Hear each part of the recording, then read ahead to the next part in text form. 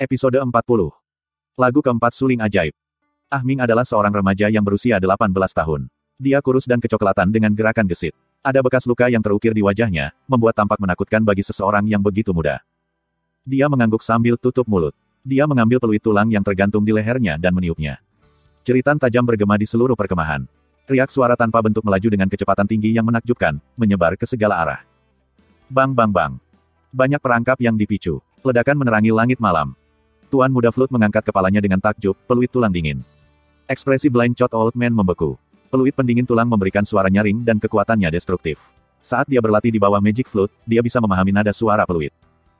Tubuhnya bergetar di bawah gelombang kejut dari peluit dan kursi roda di bawahnya hancur berkeping-keping. Tapi dia tidak terluka saat dia berdiri diam. Dia perlahan menarik tali busur dari Erhu, menciptakan lengkingan tajam yang merobek senjatanya. Dua suara bentrok di udara, menciptakan keributan tanpa henti. Mata Ah Ming merah padam. Dia membangun kekuatannya dan meniup ke dalam peluit tulangnya dalam 3 isapan pendek. Pada saat yang sama, Pak Tua Buta Blind menarik talinya lagi, mengeluarkan lengkingan ke udara. Bang, peluit tulang meledak di mulut Ah Ming. Wajahnya berlumuran darah ketika dia jatuh kembali ke lantai. Dentang-dentang-dentang, Erhu si tua buta memiliki semua senar yang patah saat ia jatuh ke belakang, dengan cepat dipegang oleh pelayannya yang bisu dengan tangan untuk mencegah dirinya jatuh ke tanah. Ah Ming. Pria parubaya itu berteriak saat dia berlari ke arah Ah Ming. Gui Shaoming. Itu adalah Gui Shaoming. Mereka adalah kelompok angin yang mengalir. Petik 2. Kelompok angin mengalir. Keributan ketakutan dan ketakutan perlahan-lahan tumbuh semakin keras. Flowing Wind Group adalah klan bandit yang paling terkenal. Mereka memiliki kekuatan yang luar biasa dan melintasi Heaven's Road. Kecuali untuk 12 istana ekliptik, mereka telah menyerang setiap rasi bintang lainnya, termasuk rasi Serpents yang berada di 10 aula istana Katulistiwa. Mereka tercela dan kejam. Grup ini memiliki 6 bandit yang memiliki kekuatan hebat, dan salah satunya adalah Gui Shaoming, yang berada di peringkat ke-6 dalam grup. Pria parubaya itu tiba-tiba muncul di sisi Ah Ming. Tangannya meraih Ah Ming untuk merasakan denyut nadinya. Dia hidup tetapi tidak sadar. Dia sungguh-sungguh ketika dia tersedak oleh kata-katanya, jangan biarkan seorang pun hidup. The Old Butchot, seniman bela diri paling terkenal di wilayah ini dan juga yang terkuat. Ah Ming terluka parah sementara orang tua Korda Buta memiliki Erhu yang rusak dan kemungkinan besar juga menderita cedera. Tidak ada yang bisa menghentikan mereka sekarang. Pada saat ini, suara seruling bermain melayang ke telinga pria parubaya. Tubuh pria parubaya itu membeku, dan mendongak. Di atap gedung tertinggi adalah seorang pangeran yang mengenakan kain putih satin. Aura kekuningan yang dipancarkan oleh seruling tembaga terpesona di malam hari. Suara seruling melayang lembut melintasi langit malam. Tuan muda suling-suling. Pria parubaya itu ingat pernah mendengar nama ini dan terkejut. Dia tertawa dingin, seorang jenderal roh belaka tidak dapat menghentikan aku dan kelompok angin mengalir aku. Setelah selesai, dia memesan 2 orang, yang berlari langsung ke Magic Flute. Seseorang memiliki sosok seperti burung, yang adalah saudara kelima, Zhan Peng, yang lain melayang seperti kabut bayangan, yang adalah saudara keempat, Wu Feng. Magic Flute melihat serangan yang masuk. Dia menatap mereka saat dia bersiap untuk bertahan. Lagu pertama adalah Tousan Floating Sky. Lagu kedua adalah Tousan Blade Wish. Nada ketiga adalah Flute Soundwave. Tuan-tuan, tolong dengarkan lagu keempat aku, Falling Years. Petik 2. Suara hangat melintasi medan perang seperti angin musim panas yang lembut. Pria parubaya itu menyipitkan matanya dan berkata, Wantun Sevendites. Suling ajaib tersenyum. Dia menempatkan seruling ke bibirnya saat dia meniupnya, secercah cahaya hijau menyala ke langit. Cahaya itu menyebabkan anak pohon kecil tumbuh di depannya. Pohon muda tumbuh lebih besar dan lebih besar sampai menjadi pohon persik. Dalam hitungan detik, pohon itu mekar dengan bunga. Di tengah suara yang menenangkan dari seruling, kabut melayang ke medan perang. Kabut itu berbentuk seperti seorang wanita kecil, yang mulai menari dalam kehidupan. Buah persik mulai membakar menjadi api yang indah. Angin sepoi-sepoi meniup bunga persik ke lantai. Ketika kelopak merah muda melayang ke lantai, semua orang di sekitarnya kemudian menyadari bahaya yang akan datang saat mereka melarikan diri untuk berlindung. Sebelum kelopak terbang dekat dengan mereka, mereka menghilang ke udara tipis. Setiap orang terpana oleh lenyapnya serangan yang datang. Sisi kiri tubuh Zhan Peng bebas dari cedera tetapi sisi kanannya layu dan mengering. Sepertinya tidak ada kesempatan untuk pulih dari cedera ini. Seluruh lengan kiri Wu Feng menghilang saat darah mengalir keluar dari luka terbuka. Setengah dari tubuhnya bernoda merah. Wajahnya pucat saat dia menatap Magic Flute dengan penuh perhatian. Magic Flute terkejut dan mengangguk, aku harus memberikannya kepadamu karena bisa lepas dari nada keempatku. Jarang sekali orang menghindari serangan ini. Petik 2. Sama seperti penari di akhir pertunjukan, Magic Flute membungkuk untuk menunjukkan rasa hormatnya. Sangat memalukan bahwa dia belum pulih sepenuhnya. Dia hanya bisa memanfaatkan nada keempat. Magic Flute bisa merasakan energinya hampir hilang sepenuhnya. Ketika dia mengangkat kepalanya, dia tersenyum hangat, aku telah menyelesaikan penampilan aku. Semuanya tolong lakukan apa yang kamu mau. Petik 2. Kerumunan itu diam. Mereka terpesona oleh kekuatan tahun jatuh. Di tengah malam, Magic Flute tiba-tiba menghilang ke dalam kegelapan. Di sudut lain dari kota tiga roh, beberapa pasang mata fokus pada pertempuran penting lainnya. Aku kagum dengan sifat serangan yang Master Magic Flute, seperti yang diharapkan itu bermanfaat. Seorang pria berjubah panjang berseru, aku telah mendengar pujian untuk kekuatan One Tun Seven Dites. Untuk dapat menyaksikannya hari ini adalah suatu kehormatan. Petik 2. Jangan khawatir. Setelah kami menangkap suling ajaib, kami akan mempelajari rahasia di balik One Tun Seven Dites. Pemuda lain berkata dengan tenang. Jika Tang Tian ada di sini, dia akan mengenali bahwa remaja muda itu adalah pangeran kaya yang pernah dia rampok. Dia kecewa. Dia berharap grup angin mengalir untuk menyelesaikan misi ini dengan mudah. Tapi itu lebih sulit dari yang diharapkan. Dia berteriak, grup angin mengalir adalah sekelompok tidak berguna. Pria berjubah panjang itu tersenyum, kenapa? Tidak bisa menunggu. Tapi kalau dipikir-pikir, kamu punya kesabaran untuk menunggu sampai hari ini untuk melaksanakan rencana, yang juga dirumuskan oleh kamu. Kami menghormati kamu untuk itu. Petik 2. Pangeran kaya tidak senang dengan saudaranya, yang adalah pria berjubah panjang.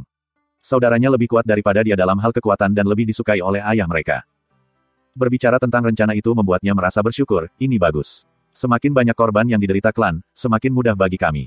Kami telah menyetujui ini. Semuanya di sini adalah milikku. Petik 2. Haha, saudaranya tersenyum, tenang, ini pertama kali kamu melakukan sesuatu yang serius. Aku tidak akan ikut campur. Petik 2. Adik kecil itu merasa bahagia di dalam. Dia takut saudara lelakinya tahu nilai sebenarnya dari tempat ini, yang akan membuatnya menginginkan daerah itu untuk dirinya juga. Sejak perampokan oleh Tang Tian, dia telah mengarahkan perhatiannya pada kota tiga roh. Semakin dia mempelajarinya, semakin baik dia menyadari nilai sebenarnya dari perusahaan perunggu. Jika dia bisa mendapatkannya, kekuatannya akan meningkat lebih cepat. Tetapi identitasnya mengharuskannya untuk melaksanakan rencana ini secara diam-diam. Jika diketahui secara publik tentang apa yang telah ia lakukan, itu akan menimbulkan konflik dari pihak eksternal yang mungkin berarti lebih banyak masalah yang tidak perlu baginya. Dia memikirkan rencananya, yang melibatkan memberitahu kelompok angin mengalir tentang kemakmuran dan senjata roh mekanis dari kota tiga roh. Dia tahu pemimpin kelompok itu ambisius dan telah lama mendambakan untuk membentuk pasukan yang sama dengan yang dimiliki kota Yong'an dengan menyerbunya. Namun, kepala kota adalah tetua dari jiwa Onyx, yang membuatnya sulit bagi mereka untuk menyerang kota. Dia berencana untuk menggunakan alasan yang dia kejar dan rencanakan untuk menyerang kelompok angin mengalir sebagai penyamaran untuk memasuki kota tiga roh. Karena dia takut kekuatannya tidak cukup kuat untuk mencapai ini, dia mencari bantuan saudaranya. Begitu kecerdasan pada kota tiga roh mencapai pemimpin kelompok angin mengalir, ia terpesona oleh kecakapan Sai Lei. Dia bertekad untuk menangkapnya untuk menciptakan pasukannya sendiri. Dia tidak tahu bahwa perlawanan dari kota tiga roh akan sebesar ini. Saudaraku, jika kamu dapat mengelola area ini dengan benar, itu akan sangat bermanfaat bagimu. Remaja berjubah panjang itu menjelaskan. Pangeran kaya melirik ke arah saudaranya dan menjawab, aku akan mengelola tempat ini dengan baik. Remaja berjubah panjang itu tersenyum, tiba-tiba aku punya firasat. Firasat apa? Saudaranya bertanya. Aku meramalkan bahwa serangan oleh kelompok angin mengalir bisa berakhir sebagai kegagalan. Remaja jubah panjang itu tertawa. Pangeran yang kaya itu tertawa juga, terkadang kamu mungkin salah. Tidak ada seniman bela diri yang kuat yang tinggal di tempat yang rusak ini yang dapat bertahan melawan Flowing Wind Group. Apa yang kamu katakan itu lucu. Petik 2. Jangan khawatir. Kami akan menunggu dan melihat nanti. Remaja jubah panjang itu menjawab dengan tenang. Tang Chou berdiri di tengah formasi. Senjata roh mekaniknya terlihat biasa dan tidak memiliki kecanggihan. Tidak ada yang menyangka bahwa senjata roh mekanik biasa dan jelek akan benar-benar menjadi komandan yang memimpin formasi seperti itu. Suling ajaib telah membantu mereka membeli waktu yang berharga. Ini adalah kesempatan bagi mereka untuk menguji militer atas serangan yang tak terduga dan mengejutkan. Senjata roh mekanik berbaris rapi. Aura cahaya perunggu adalah prajurit pemberani dan khusyuk, berdiri diam dalam file saat mereka bersiap untuk pesanan. Tang Chou menjadi lebih tenang. Api yang menyala-nyala membakar dalam dirinya, menanamkan ke dalam dagingnya. Matanya menyinari cahaya yang bisa menakuti orang. Meskipun dia hanya seorang perwira staf tipe jenderal militer, tidak ada orang lain yang bisa menyaingi keinginannya yang kuat untuk berperang. Panggung ditetapkan sebagai tirai terbuka. Sekarang, saatnya bagi para pahlawan untuk tampil. Melalui penglihatan mereka, mereka bisa melihat sosok bayangan turun dari dinding saat mereka menerjang ke arah mereka seperti gelombang deras. Tang Chou memberi perintah, serang. Mo Ziyu dan Mo Wuwei mengeluarkan tangisan mereka seperti yang selalu mereka lakukan selama pelatihan. Tim pertama bersiap. Tim kedua bersiap. KKK, lilitan dan retak sendi perunggu membanjiri daerah itu. Segera, keributan mereda saat keheningan turun. Setiap senjata roh mekanik berada di posisi dan siap untuk menyerang seperti binatang buas. Dia berpikir bahwa kemenangan pertempuran ada dalam genggamannya, tetapi tidak berharap bahwa pelanggaran pihaknya terus-menerus dilawan oleh musuh. Blank Chot jauh lebih kuat dari yang dia kira, dan mampu menimbulkan kerusakan pada Ah Ming. Di tengah perjalanan, ia dicegat oleh Yang Master Magic Flute. Meskipun dia sudah menjadi Jenderal Roh, kekuatannya masih utuh. menyebabkan kematian Lao Xi dan melukai Lao Wu. Guan Jiu senang bahwa Tuan Muda Suling-Suling adalah roh umum dan bukan makhluk hidup. Orang ini pasti sangat kuat ketika dia masih hidup. Tapi Guan Jiu masih sangat marah. Sudah begitu lama sejak dia menghadapi situasi yang sulit. Untungnya, rintangan itu akhirnya dihilangkan. Di depannya berdiri pasukan tentara yang tampak sok yang kelihatannya relatif lebih lemah dari yang dia duga. Guan Jiu melepaskan naluri pembunuh terpendamnya dan berteriak di atas paru-parunya, bunuh. Kota Yong'an telah menciptakan pasukan mekanik. Tapi Guan Jiu secara pribadi pergi untuk menyelidikinya, dan di matanya, tentara yang sekarang berdiri tepat di depannya adalah lelucon. Guan Jiu menyeringai merendahkan. Namun, senjata roh mekanik menangkap minatnya. Setelah mengamati secara rinci, dia menemukan bahwa jika dia berhasil menangkap senjata roh mekanis ini, kekuatan kelompok angin mengalirnya akan berlipat ganda. Senjata roh mekanis saat ini sekarang pada fase pemula. Jika dia bisa mengambilnya di depan orang lain, dia bisa membuang nyawanya sebagai bandit dan menjadi tiran surga yang sebenarnya. Para seniman bela diri dari Flowing Wind Group menyerang kelompok senjata roh mekanis seperti gelombang deras meledak ke tebing. Tidak ada seorang pun yang tidak kewalahan oleh naluri penggerutu darah untuk membunuh. Tidak ada tautan yang lemah di Flowing Wind Group. Teriakan perang mereka tak henti-hentinya jatuh ke medan perang. Mo Ziyu berusaha menahan kecemasannya. Setelah berlatih di sini begitu lama, ini adalah pertama kalinya di medan perang. Dilengkapi dengan roh senjata mekanik yang memiliki peringkat 6 bintang rock serta 3 kartu spirit, mereka lebih dari siap untuk bertarung dalam kehidupan mereka. Tima, bersiap untuk melaksanakan rencana pertempuran pertama. Mo Ziyu berteriak di bagian atas paru-parunya sampai suaranya menjadi sakit. Dia, serta siswa lainnya, sangat bersemangat. Rencana pertempuran pertama adalah strategi yang paling sering mereka lakukan bersama dan mereka juga paling akrab dengan eksekusi. Membunuh. Mo Ziyu berteriak, memulai pertempuran perawan kelompok itu. 3 baris pertama senjata roh mekanik berkumpul menjadi formasi dan melangkah maju. Lengan perunggu raksasa berkilauan di debu. Lebih dari 30 potong katlas panjang 3 meter terbang lurus ke arah kelompok seperti tirai pedang. Peringkat 6 teknik bela diri, bilah tangan terbesar. Kelompok seniman bela diri yang terkejut-terkejut dengan besarnya serangan dan dikejutkan oleh koordinasi pelanggaran. Mungkinkah 30 orang ini dilatih dalam teknik bela diri yang sama? Sinar emas menyilaukan yang terpancar dari 30 bilah membutakan pandangan mereka. Keributan dari pedang pendek itu memekakkan telinga. Untungnya, mereka berpengalaman dalam pertarungan seperti itu. Mereka yang memiliki teknik tubuh ringan dengan tangkas menghindari serangan. Mereka yang tidak memilikinya siap untuk memblokir pukulan yang akan datang. Berbagai macam teknik bela diri pertahanan digunakan sementara yang lain terpaksa bergantung pada harta karun bintang mereka. Ledakan, ledakan. Keahlian dari Greatest Handblade sangat hebat. Tidak ada erangan kesakitan yang terdengar oleh seniman bela diri yang menyerap pukulan itu. Seorang seniman bela diri yang berhasil menghindari pukulan memiliki teknik tubuh ringan yang tangguh, memungkinkannya untuk bergerak dengan cekatan. Dia menghindari 2 pukulan, tapi kekuatannya begitu kuat sehingga dia bisa merasakan aliran udara ke pipinya. Puff. Dia merasakan sakit yang tajam di dadanya. Aliran darah mengalir keluar dari lubang seukuran kepalan menganga dari dadanya. Siapa? Dia tampak bingung. 10 atau lebih sapuan sinar abu-abu, seperti sekolah barakuda, merembes keluar dari sela-sela ujung kacamata, seperti predator yang diam, mereka perlahan-lahan menyisihkan kehidupan dari mereka yang terkena dampaknya. Mereka yang berhasil menghindari serangan kejutan ini benar-benar lengah. Sinar abu-abu yang merembes dari kacamata ketat rajutan terbukti tidak dapat dihindari. Puff, darah tumpah kemana-mana.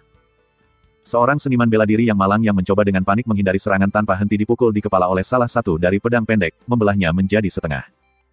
Adegan mengerikan ini disebabkan oleh teknik marsial peringkat 6, jari mengambang. Yang selamat dari serangan itu adalah mereka yang memiliki teknik bela diri yang tangguh. Mereka berdiri diam, berakar di tanah, melihat saudara-saudara mereka yang jatuh terkubur dengan banyak lubang di tubuh, darah mengalir keluar dari mereka. Beberapa dari mereka terluka, tetapi tidak ada yang fatal. Tiba-tiba, murid mereka menyusut setelah melihat apa yang ada di depan mereka.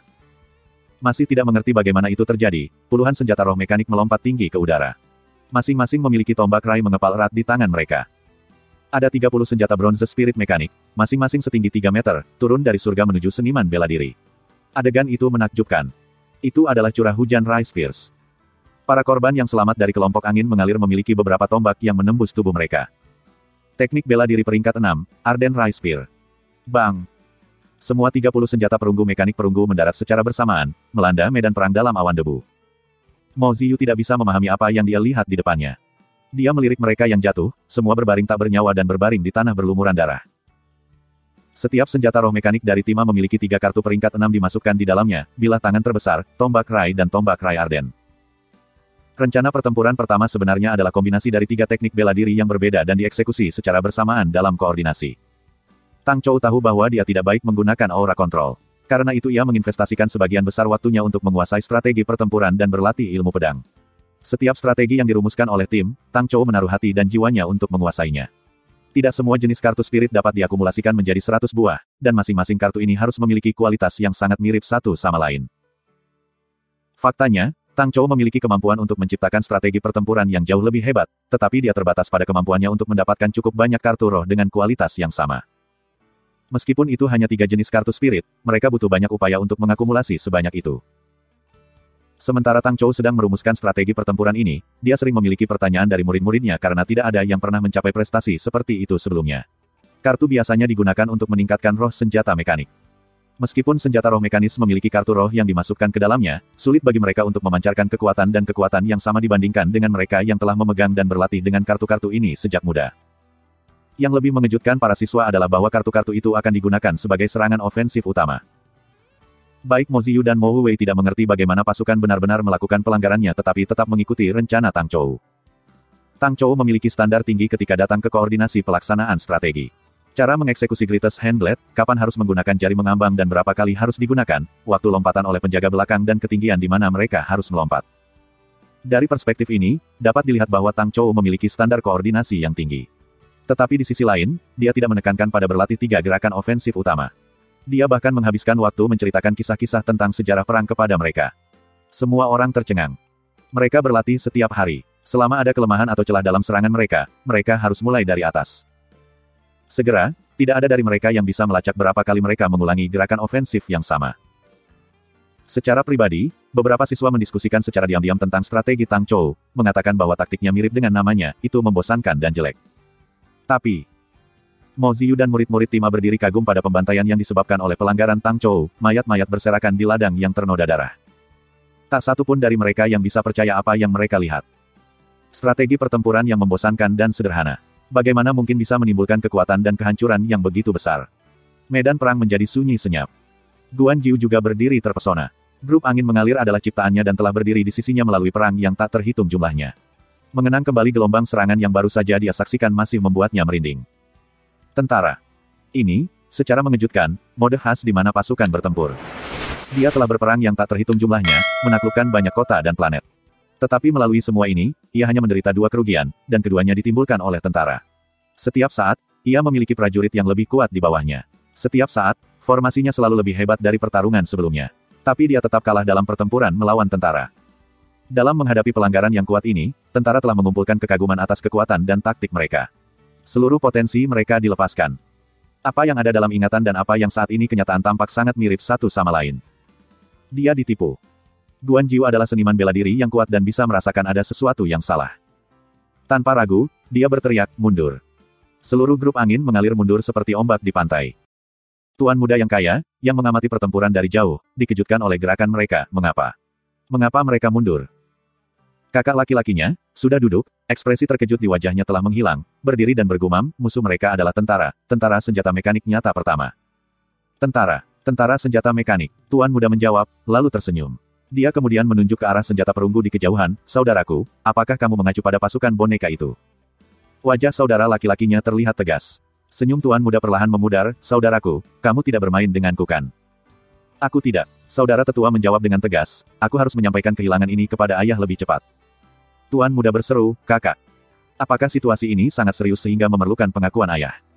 Tidak peduli apa, selama periode ini, jangan mengeluarkan gerakan tiba-tiba. Saudara tetua mengatakan, konsekuensi dari pertempuran ini jelas di luar harapan kami. Tuan muda menjadi bingung. Long Robeten berbalik dan berkata kepada seniman bela diri berambut emas yang duduk di samping Tuan muda, jaga Tuan muda. Seniman bela diri berambut emas tahu bahwa Tuan muda Tuan sedang memberitahu dia untuk menonton Tuan muda. Ya aku akan. Dengan desakan tangannya, remaja jubah panjang menghilang dan meninggalkan tempat kejadian. Berita pertempuran dengan army weapon mekanik sangat berharga dan Long Robeten bersemangat untuk mendapatkannya. Bing fokus pada pergerakan pasukan, baik musuh maupun musuhnya, dan sedang menganalisis jalannya pertempuran. Dia selalu siap untuk masuk untuk bertarung tetapi terkejut oleh kecakapan tentara Tang Chou. Dia terkejut dengan kinerja Tang Chou. Itu bukan sesuatu yang dia harapkan. Dia tidak pernah menyadari dampak Tang Chou pada pendirian dan pelatihan tentara.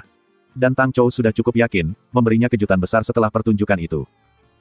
Kata-kata pipa dan taktik pertempuran Tang Chou tampaknya membuka pintu baginya di bidang teknik bela diri. Dia baru saja menyaksikan generasi yang sama sekali baru. Ceritakan padaku pandanganmu. Bing duduk di depan Tang Chou seperti anjing liar. Iya, Tang Chou tenang. Setelah kemenangan kemarin sepertinya tidak menimbulkan kegembiraan dalam dirinya, pikiran awal bawahan ini adalah untuk merumuskan strategi pertempuran yang tepat dan cocok. Kekuatan aku tidak seperti biasanya dan karenanya terbatas dalam keterampilan tempur aku. Itulah mengapa aku berharap untuk merumuskan jenis strategi pertempuran yang dapat memanfaatkan mereka yang memiliki kekuatan lebih lemah dalam pertempuran. Petik 2. Sama seperti rencana pertempuran pertama. Iya. Tang Chou melanjutkan, aku telah merenungkan mengapa Angkatan Darat begitu bergantung pada para pemimpin militer dalam hal pertempuran. Kemudian aku menemukan bahwa setiap prajurit di Angkatan Darat melatih teknik bela diri yang berbeda dengan langkah mereka sendiri tanpa adanya koordinasi yang tepat. Teknik bela diri yang berbeda, karenanya kekuatan yang berbeda. Hanya seorang pemimpin militer yang luar biasa yang memiliki kemampuan untuk menggabungkan elemen-elemen ini dengan mulus ke dalam strategi pertempuran yang efisien. Dari apa yang aku amati tentang Angkatan Darat, tidak mungkin untuk memungkinkan setiap prajurit untuk berlatih teknik bela diri sendiri. Karenanya, senjata roh mekanik adalah solusi untuk masalah kita ini. Petik 2. Kartu yang digunakan oleh senjata roh mekanik. Bing bertanya. Iya, Tang Chou menjawab, pemegang kartu dari setiap senjata roh mekanik dapat memegang 3 jenis kartu spirit. Dan dengan bantuan roh bela diri yang berada di masing-masing senjata, akan dibutuhkan waktu yang lebih singkat bagi seniman bela diri mekanik untuk menguasainya. Meskipun kecakapan mungkin berkurang, Angkatan Darat dapat mengurangi jumlah seniman bela diri yang dibutuhkan. Mungkinkah seniman bela diri mekanik ini berhenti mempraktikkan teknik bela diri masing-masing tetapi sebaliknya fokus pada pelatihan kekuatan sejati mereka? Bing bertanya-tanya. Dia tahu bahwa transformasi semacam itu mungkin dapat merevolusi perang modern seperti yang mereka ketahui. Beginilah taktik pertarunganku bekerja. Tang Chou meyakinkan Bing, dalam taktik aku, persyaratan Angkatan Darat untuk seniman bela diri yang terampil akan sangat menurun, memungkinkan kami untuk meningkatkan cadangan kami. Tapi jika kamu bertemu dengan musuh yang elit dalam kemampuan bertarungnya, kamu pasti akan kalah sangat. Bing bisa melihat kelemahan dari taktik ini. 3 bentuk kemampuan bela diri yang Tang Chou akan fokuskan bukanlah spesialisasi prajurit individu di Angkatan Darat dan tanpa kehadiran pemimpin militer, akan sulit untuk mengontrol pergerakan dan koordinasi pasukan. Dengan masalah-masalah ini yang diperparah dengan perjumpaan dengan oposisi yang tangguh, kerugian tidak terhindarkan. Tuan, kami adalah tentara Pakan Kenon. Tang Chou menjawab, selain itu, tujuan kami bukan untuk menjamin kemenangan, tetapi kemampuan untuk menanggung pelanggaran yang ditimbulkan oleh oposisi. Apakah kamu mengacu pada taktik memanfaatkan lautan orang? Bing bertanya. Ya Tuan. Tang Chou berseru, konstelasi lupus cocok untuk taktik seperti itu karena memiliki banyak pasukan. Kami memiliki kemampuan untuk memanfaatkan cadangan besar kami untuk menggantikan kausalitas kami, jauh lebih cepat daripada apa yang bisa dilakukan oleh oposisi kami. Petik 2. Bing diam. Dia tahu jauh di lubuk hati bahwa taktik Tang Chou itu kurang ajar dan juga sederhana. Namun, Angkatan Darat tidak memiliki seniman bela diri yang terampil tetapi mereka cepat dalam serangan mereka. Melengkapi ini dengan taktik lautan manusia, kekuatan pelanggaran mereka akan sangat ditingkatkan. Bing enggan menerima taktik ini karena itu akan melibatkan pengorbanan yang signifikan dalam hal penipisan cepat seniman bela diri. Sebagai instruktur militer yang bersemangat, ia menghargai kehidupan setiap prajurit. Pengorbanan seperti itu adalah sesuatu yang sulit ditanggungnya. Setelah melirik Tang Chou, Bing merasa campur aduk tentang hal itu. Sungguh makhluk yang berhati dingin. Tang Chou tidak akan menjelaskan pendekatannya, tetapi dia berkata, taktik semacam ini berasal dari keadaan saat ini yang kita hadapi. Jika kita ingin maju selangkah lebih jauh, kita akan memerlukan konstelasi Fornax. Setelah kita memiliki teknik senjata roh mekanis, populasi konstelasi lupus dan sumber daya dari konstelasi Fornax, pasukan lintas selatan akan memiliki kesempatan bertarung yang kuat di jalan surgawi. Bing mengangguk, tidak heran kamu telah mendorong strategi Fornax Constellation. Kamu sudah merencanakan ini selama ini. Petik 2. Tang Chou menjawab, Tuan, kamu benar. Kita perlu belajar memanfaatkan tentara yang kurang kuat untuk meningkatkan peluang kita untuk selamat dalam peperangan saat ini. Dengan itu, kita dapat membeli waktu untuk mengembangkan tentara kita dan menciptakan kekuatan tempur yang tangguh di masa depan. Petik 2. Kesan Bing tentang Tang Chou benar-benar berubah. Dia merasa bahwa dia telah meremehkan kemampuan Tang Chou. Dia tidak mengharapkan seorang perwira staf belaka untuk dapat menawarkan wawasan yang begitu mendalam ke dalam strategi militer. Ini terbukti bahwa Tang Chou memiliki kemampuan akut untuk menilai pertempuran peperangan dengan pikiran analitis. Bing bertanya lagi, apa pendapat kamu tentang kekuatan militer tingkat tinggi tentara? Dalam waktu dekat, aku bisa meramalkan bahwa kamu, Master Kren dan Master Ling Su akan menjadi kekuatan militer tingkat tinggi Angkatan Darat. Tang Chou melanjutkan, namun, dalam cakrawala yang lebih panjang, kita perlu membuat rencana pelatihan jangka panjang untuk mempersiapkan pengembangan kemampuan bertarung kita. Hanya dengan cara ini kekuatan militer kita akan ditingkatkan. Petik 2. Bing tampak lebih tenang daripada sebelumnya. Dibandingkan dengan taktik lautan orang sebelumnya, rencana ini jauh lebih dapat diterima oleh Bing. Tapi ada satu masalah. Bing menjawab, konstelasi lupus hanya memiliki konsentrasi energi yang lemah, maka akan membutuhkan waktu lebih lama untuk melatih mereka. Terus menggunakan energi hall akan menjadi beban besar bagi kita. Petik 2. Tang Chou tampaknya telah memikirkan masalah ini sebelumnya, ruang energi kuno. Meskipun Fornax Constellation tidak dapat mengambil banyak orang, tetapi dibandingkan dengan Constellation Cetus, di mana mereka memiliki konsentrasi energi yang relatif kuat. Ia memiliki konsentrasi hingga 31%. Di antara 10 aula Istana Khatulistiwa, ini dianggap sebagai konsentrasi yang baik. Selanjutnya, konstelasi Cetus memiliki bintang pintu langsung ke konstelasi Lupus. Selama kita bisa menaklukkan konstelasi Cetus dan membuka pintu berbintang, kita dapat dengan cepat mencapai migrasi klan Lupus. Petik 2. Konstelasi Cetus. Bing terkejut dan tersenyum, ini benar-benar lawan yang layak. Itu juga saat yang tepat bagi Tang Chou untuk membalas dendam. Setelah apa yang terjadi terakhir kali di konstelasi Cetus, Tang Chou akan menangkap peluang sekecil apapun untuk melakukan pembalasannya. Namun, musuh masih merupakan salah satu dari 10 ruang Istana Khatulistiwa Celestial Equator. Bing bertanya, bagaimana peluang kita untuk menang dari pertempuran ini? Jika kita memiliki 40 tim, itu seharusnya tidak menjadi masalah. Tang Chou menjawab. 40 tim. Bing terkejut. Setiap tim terdiri dari 100 orang, yang berarti bahwa ia akan membutuhkan 4.000 orang untuk pertempuran. Ini bukan jumlah yang kecil. Selain waktu yang dibutuhkan dalam melatih mereka, itu akan menjadi tugas yang menantang untuk menyesuaikan masing-masing dari mereka dengan senjata roh mekanik. Dan untuk menemukan 4.000 senjata seperti itu jelas bukan tugas yang mudah.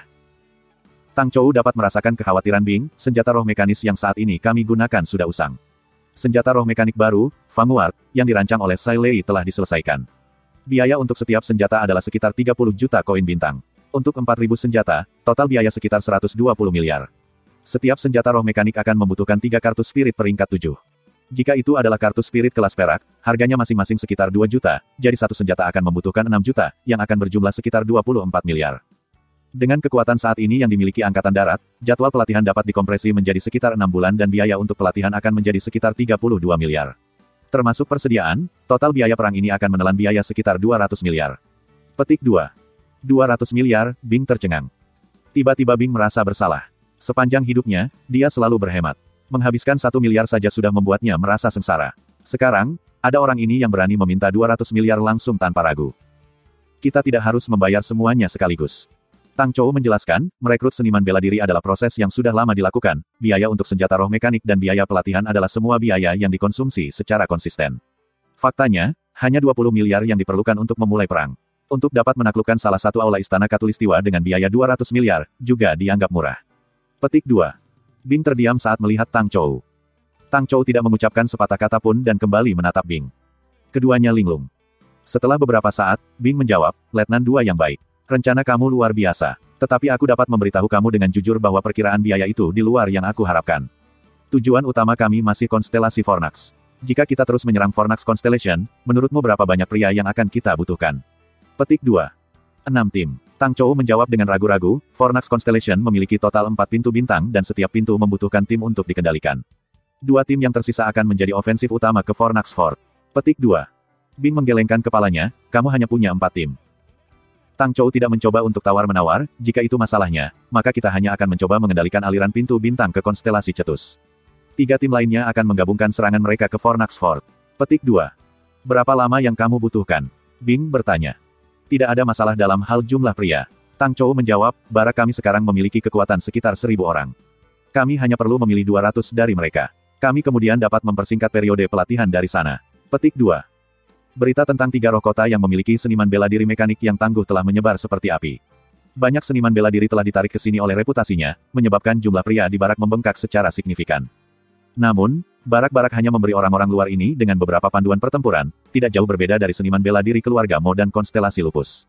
Karena seniman bela diri ini sudah memiliki dasar dalam seni bela diri, periode pelatihan mereka akan sangat berkurang. Jika itu adalah serangan terhadap konstelasi Cetus, orang luar ini mungkin diliputi oleh ketakutan karena keganasan musuh-musuh mereka, maka akan sulit untuk mengandalkan mereka. Namun, serangan terhadap Fornax Constellation seharusnya tidak sulit bagi para seniman bela diri ini. Bing menjawab, baiklah, Letnan 2. Kamu sekarang dapat memulai persiapan kamu. Petik 2. Tang Chou menjawab dengan sungguh-sungguh, iya, Sir. Saat dia menyaksikan Tang Chou pergi, Bing menarik napas dalam-dalam. Ada banyak acara lain yang juga mendukung pertempuran ini, seperti kemitraan dengan Mo Family dan bantuan mereka dalam persiapan. Bing pergi menemui Sai Lei dan bertanya padanya, Sai Lei, apa pendapatmu tentang konstelasi Fornax? Sai Lei terkejut dengan apa yang ditanyakan Bing padanya. Dia menjawab, kamu mencoba menaklukkan konstelasi Fornax. Betul. Bing mengangguk, tempat lain apa yang lebih cocok untuk kita selain itu? Itu sangat bagus untuk didengar. Sai Lei bersemangat, aku selalu ingin Angkatan Darat menaklukkan konstelasi Fornax. Mereka yang tinggal di Fornax Constellation tidak ada gunanya. Hanya ketika itu ada di bawah aku, Grandmaster Sai Lei, akhirnya bisa mengeluarkan potensi penuhnya. Petik 2. Bing tersenyum lebar. Memiliki dukungan Sai Lei sangat melegakan. Kapan kalian semua pindah? Sai Lei bertanya, apa yang kamu minta aku lakukan? Senjata roh mekanik, dan kita membutuhkan banyak dari mereka. Bing memberitahunya. Tidak masalah. Sai Lei berkata dengan penuh semangat.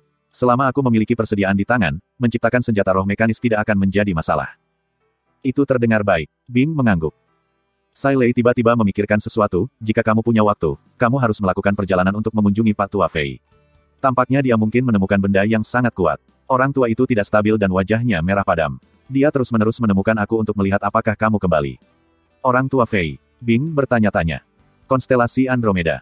Angelina buru-buru mengintip Star Power Pool di depannya. Kekayaan Star Power berseri-seri dari langit, menyelubungi kolam. Kekuatan bintang di dalam kolam itu padat, seperti kabut tebal yang mengaduk-aduk permukaan. Di kejauhan, jubah pertempuran terlihat mengambang di dalam pool. Tiba-tiba, Angelina berteriak, sukses. Tadun yang berada di sisinya juga mengeluarkan kegelisahan. Sinar Star Power menjadi lebih redup dan dengan cepat menghilang. Di dalam kolam, ratusan jubah pertempuran perak terlihat mengambang di dekat permukaannya. Tadun tidak bisa menolak. Dia melangkah ke kolam dan membawa salah satu jubah pertempuran perak yang mengambang di dekatnya. Angelina bergegas ke sisinya, apa yang terjadi? Ayah. Orang tidak bisa melihat jejak-jejak pakaian bulu dari energi bis di jubah pertempuran perak. Jubah itu sepertinya terbuat dari selembar kertas timah perak tanpa setitik cacat di atasnya. Kekuatan bintang yang kaya yang berasal dari jubah membuatnya unik. Tadun mengenakan jubah perak tanpa ragu-ragu. Begitu dia memakainya, jubah segera menyusut agar sesuai dengan kontur tubuhnya. Kemudian sinar perak mengkilap yang memancar dari jubah segera menghilang. Sekarang terlihat seperti jubah biasa. Tiba-tiba, Tadun menghilang. Mata Angelina ternganga lebar. Dia hampir menjerit nyaring setelah kejadian itu. Beberapa saat kemudian, Tadun tiba-tiba muncul tepat di depan Angelina, wajahnya dipenuhi dengan kegembiraan. Bagus. Baik sekali. Sebagai seorang jenderal militer, ia tahu betapa berharganya memiliki kemampuan untuk menjadi tidak terlihat. Tiba-tiba, ada teriakan di luar. Seorang penjaga bergegas masuk dan melaporkan, Tuan Umum, ada banyak master cabang perdagangan di luar menunggu kamu. Mereka memprotes bahwa mereka juga memiliki bagian dari harta karun. Dan mereka ingin melihat penciptaannya. Petik 2. Angelina menjadi pucat sementara Tadun menyipitkan matanya. Angelina dengan cepat mendapatkan kembali ketenangannya dan menjawab, biarkan mereka masuk. Penjaga itu mengangguk dan melesat keluar untuk menerima kerumunan. Beberapa saat kemudian, sekelompok besar orang menerobos masuk. Menguasai. Kami menyediakan uang untuk energi bis. Kita seharusnya berhak atas setidaknya sebagian dari item yang telah dibuat darinya. Petik 2. Betul, kamu setidaknya harus membiarkan kami mengintip. Petik 2. Mereka tiba-tiba melihat Tadun berdiri di samping Angelina. Suara-suara mereda. Ketakutan terukir di wajah masing-masing pria. Angelina berbalik untuk menghadapi kerumunan dan meliriknya sekilas. Dia bisa mengenali beberapa master cabang perdagangan dari dalam. Dia tahu bahwa ada seseorang yang bekerja di balik bayang-bayang, yang memiliki kemampuan kuat yang berhasil membangkitkan lebih dari setengah dari komite perdagangan. Jika ayahnya tidak kembali ke kota Andromeda, dia akan berada dalam masalah. Tetapi sekarang, dia tidak khawatir dan berkata dengan acuh tak acuh, kamu semua tahu bahwa aku adalah tuan. Namun kalian semua masih menerobos masuk untuk membuat keributan. Petik 2. Nada bicaranya, bagaimanapun, ramah, seolah-olah dia mengatakan itu sebagai lelucon. Salah satu master cabang perdagangan mencoba menjelaskan situasinya, kami hanya ingin. Angelina tidak membiarkannya menyelesaikan kalimatnya, dan segera menyela, siapa di antara kalian yang memulai ini? Tunjukkan dirimu. Seruan nyaring dari Angelina ini mengejutkan banyak orang. Sebagian besar wajah mereka berubah. Sekarang, mereka menyadari bahwa meskipun tuannya masih muda, tetapi dia secara inheren pemarah. Dia bahkan berani menyatakan perang terhadap grup marsial terhormat jika perlu. Mereka semua diam karena takut. Beberapa orang saling memandang. Mereka bisa melihat rasa takut menumpuk di mata mereka. Awalnya, mereka berpikir bahwa dengan banyaknya orang yang hadir, Angelina mungkin menyerah pada tuntutan mereka. Mereka tidak berharap Angelina begitu mudah kepada mereka, tanpa memberi mereka kesempatan untuk mencapai kompromi. Beberapa tahu bahwa tidak ada jalan keluar dari kekacauan ini. Seorang pria parubaya berdiri keluar dari kerumunan dan menjawab, Tuan, jika kamu perlu memberikan hukuman, aku bersedia untuk bertanggung jawab atas situasi ini. Orang lain, yang berukuran lebih besar, tersandung, hukum aku juga. Orang ketiga yang menonjol ukurannya kurus. Mata segitiganya menahan aura berbahaya, dan berkata, Tuan, meskipun kita semua terlalu bersemangat, kita bukan orang yang tidak masuk akal. Kita semua menderita banyak korban. Ketertarikan kami yang kuat pada energi bis muncul dari kebutuhan kami untuk meningkatkan moral kami dan memulihkan apa yang telah hilang dalam semangat kami. Guru telah berkata bahwa kita akan diberi imbalan atas apa yang telah kita korbankan, dan aku setuju dengan itu. Jadi adil kalau kita meminta untuk melihat apa yang kamu miliki, apa aku benar semuanya. Petik 2. Angelina mengambil napas dalam-dalam. Dia tahu bahwa dia dalam kesulitan besar. Tiga pria yang berdiri tepat di depannya ini bukan pedagang kecil. Mereka semua adalah salah satu dari 5 master cabang teratas dalam komite perdagangan. Pidato yang disampaikan oleh orang kurus itu menggembirakan orang banyak, menyebabkan mereka mengekspresikan ketidaksenangan mereka. Tiba-tiba, Tadun yang terus-menerus menyipitkan mata membuka mulutnya, "Aku belum pernah berada di kota Andromeda selama bertahun-tahun." Pernyataannya itu menarik perhatian orang banyak. "Aku tidak menyangka bahwa di dalam kota Andromeda, tidak ada aturan yang tersisa." Tadun berteriak, "Kalian berbicara tentang hukuman sekarang, dan kamu benar. Kalian semua harus dihukum." Petik 2. Pernyataan Tadun memunculkan ketakutan yang tersembunyi di dalam diri setiap orang di kerumunan. Tiga pria yang menonjol segera menjadi pucat. "Jenderal Tadun, apa maksudmu dengan ini?" Yang kurus protes. Tadun menatapnya, "Bawa dia pergi." Beberapa penjaga mengerumuni tiga pria itu. Mereka dikejutkan oleh perintah mendadak Tadun. Mereka tidak berharap bahwa dia akan berani menumpangkan tangan ke atas mereka. Tiba-tiba sebuah bayangan muncul, mengelilingi tiga pria itu. Tawa samar dan semburan sinar memancar dari pisau. Para penjaga jatuh kembali. Saat sinar menghilang, seorang pria berambut merah, berkulit sawo matang muncul. "Di mana kamu semua mendapatkan keberanian?" Tadun berteriak, pembunuh yang tersenyum, Le Zhengjie, salah satu dari 7 pembunuh besar di bawah komando Wuxia. Kerumunan yang awalnya diliputi oleh kebencian sekarang berdiri linglung. Mereka mungkin belum pernah mendengar tentang Le Zhengjie sebelumnya, tetapi mereka yakin tahu siapa Wuxia. Konstelasi Andromeda, yang terletak tepat di samping konstelasi utama Ursa, adalah salah satu dari 5 domain kutub. Barang-barang yang diproduksi di Andromeda terutama diekspor ke konstelasi utama Ursa dan konstelasi Orion. Seniman bela diri Wuxia, juga dikenal sebagai pejuang Ursa, adalah penduduk terkenal di konstelasi utama Ursa. Seniman bela diri ini adalah pejabat berpengaruh dan memiliki pengaruh besar di dalam konstelasi besar Ursa meskipun mereka tidak memiliki pangkat militer sendiri. Setiap kali pejabat politik memiliki situasi yang tidak nyaman bagi mereka untuk dikelola, mereka akan menyerahkannya kepada Le Zhengjie untuk penyelesaian. Para tetua di antara komite perdagangan semuanya ketakutan. Mereka tidak menyangka akan terlibat dalam badai besar dengan keterlibatan Le Zhengjie. Le Zhengjie melirik kerumunan dan berbicara kepada mereka dengan hormat, "Aku tidak berharap Jenderal Tadun mengenali makhluk fana yang tidak penting seperti aku. Aku merasa terhormat. 3 master cabang ini adalah teman baik kamu Jenderal. Tanggung jawab aku adalah memastikan keselamatan mereka. Aku harap aku tidak menyinggung kamu Jenderal." Petik 2. Tadun menggelengkan kepalanya, "Karena kamu telah membalas, jelas bahwa kamu telah memikirkan hal ini." Le Zhengjie tetap tidak terpengaruh, "Jenderal Tadun, tuan keluargaku." Segerombolan seniman bela diri menelan aula, mengelilingi mereka dari semua sisi. Ekspresi Le Zhengjie berubah. Gerakan para pejuang terkoordinasi dengan baik, formasi mereka terjalin erat. Dia tidak berhasil menemukan celah tunggal dalam formasi mereka. Mereka semua diam dan muram, siap untuk memberikan pertempuran yang baik dengan Le Zhengjie. Mereka terlatih dengan baik. Le Zhengjie bisa merasakan tekanan besar padanya. 3 master cabang di sisinya semua membatu, tak satu pun dari mereka mengharapkan Tadun, bahkan di hadapan Le Zhengjie, berani memulai langkah seperti itu. Apakah dia tidak takut dengan konstelasi utama Ursa? "Jenderal Tadun, apakah kamu sudah tidak peka terhadap kehidupan atau kematian orang-orang di konstelasi Andromeda?" seru Le Zhengjie, "Aksi perjuangan terakhir." Tadun menjawab dengan dingin, "Martabat menang atas hidup dan mati."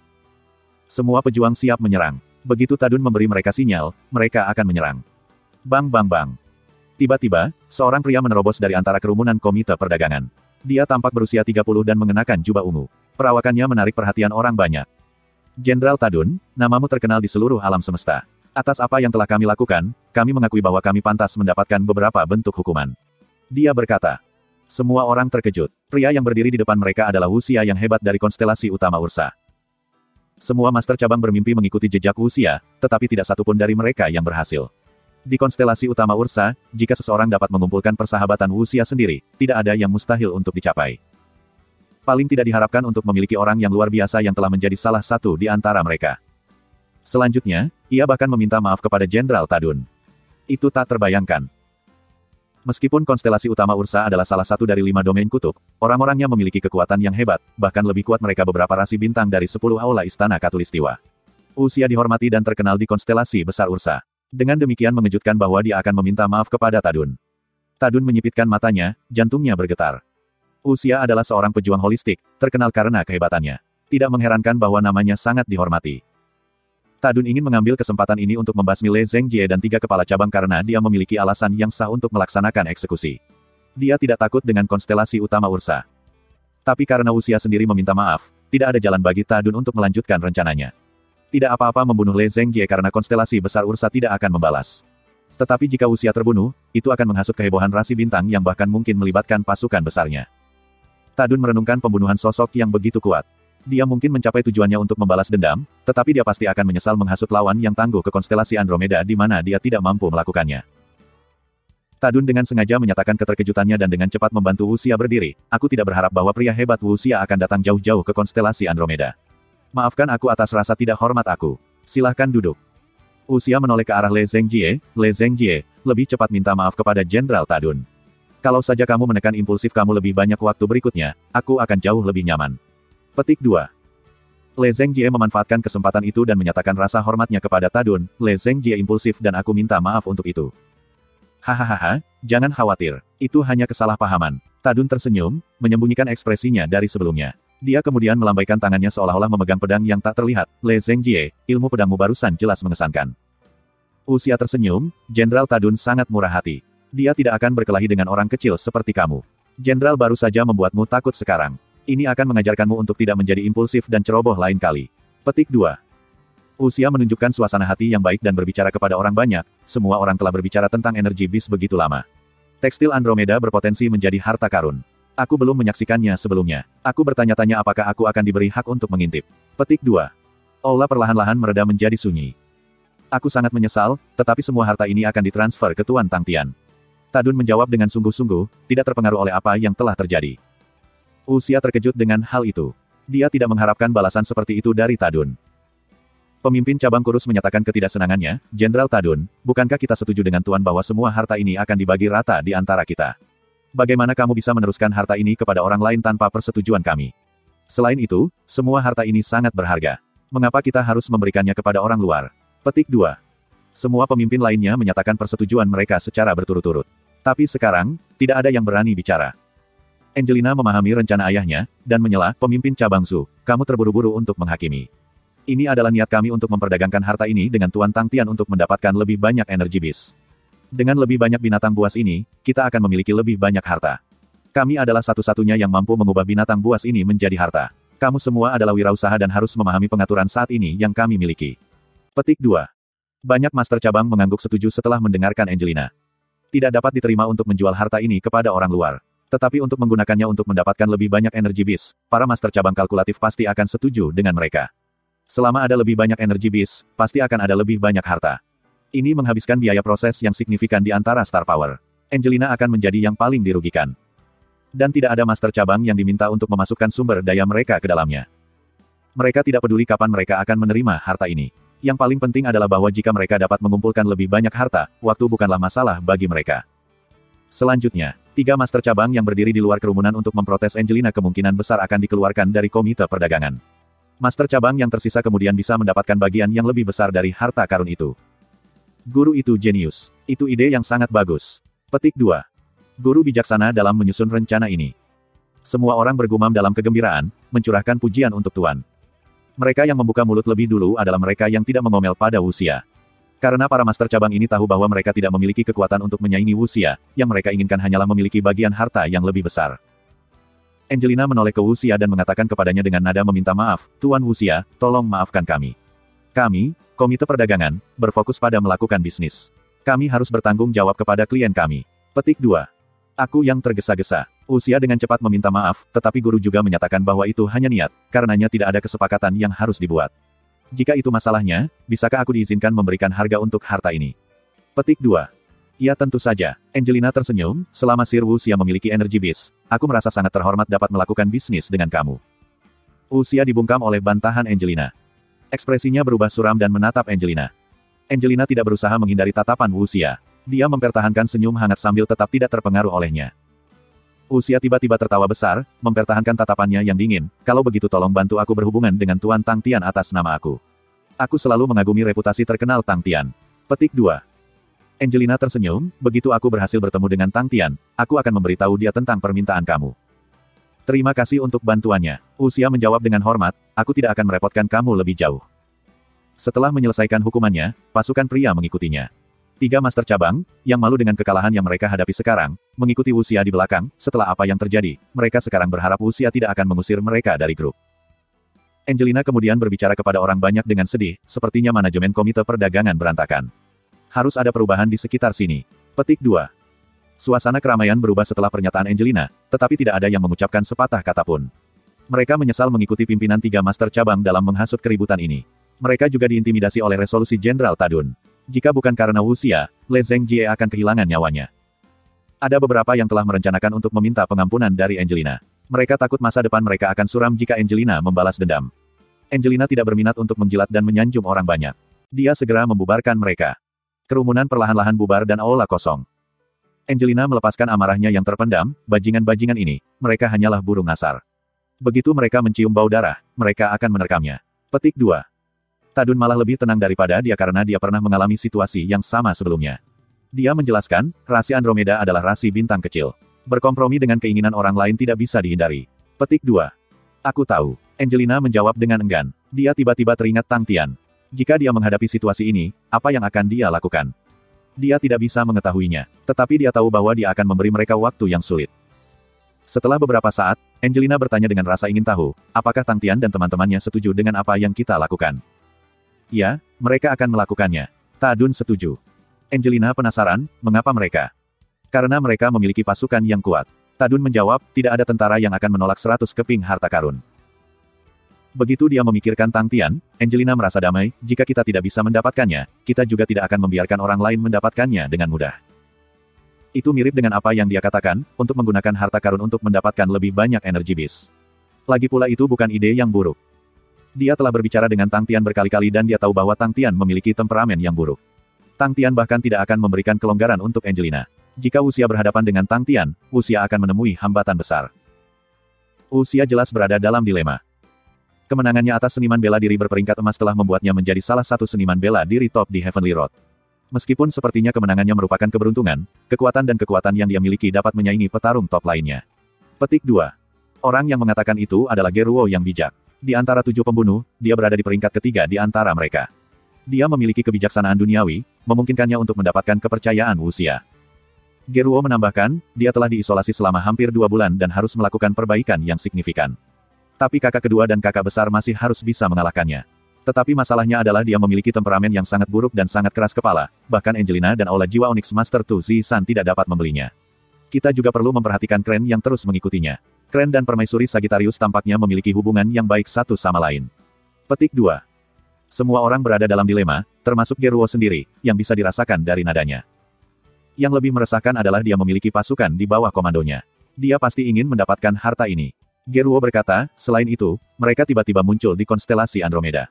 Mereka telah menemukan lorong di rasi Lupus yang akan mengarah langsung ke rasi Andromeda.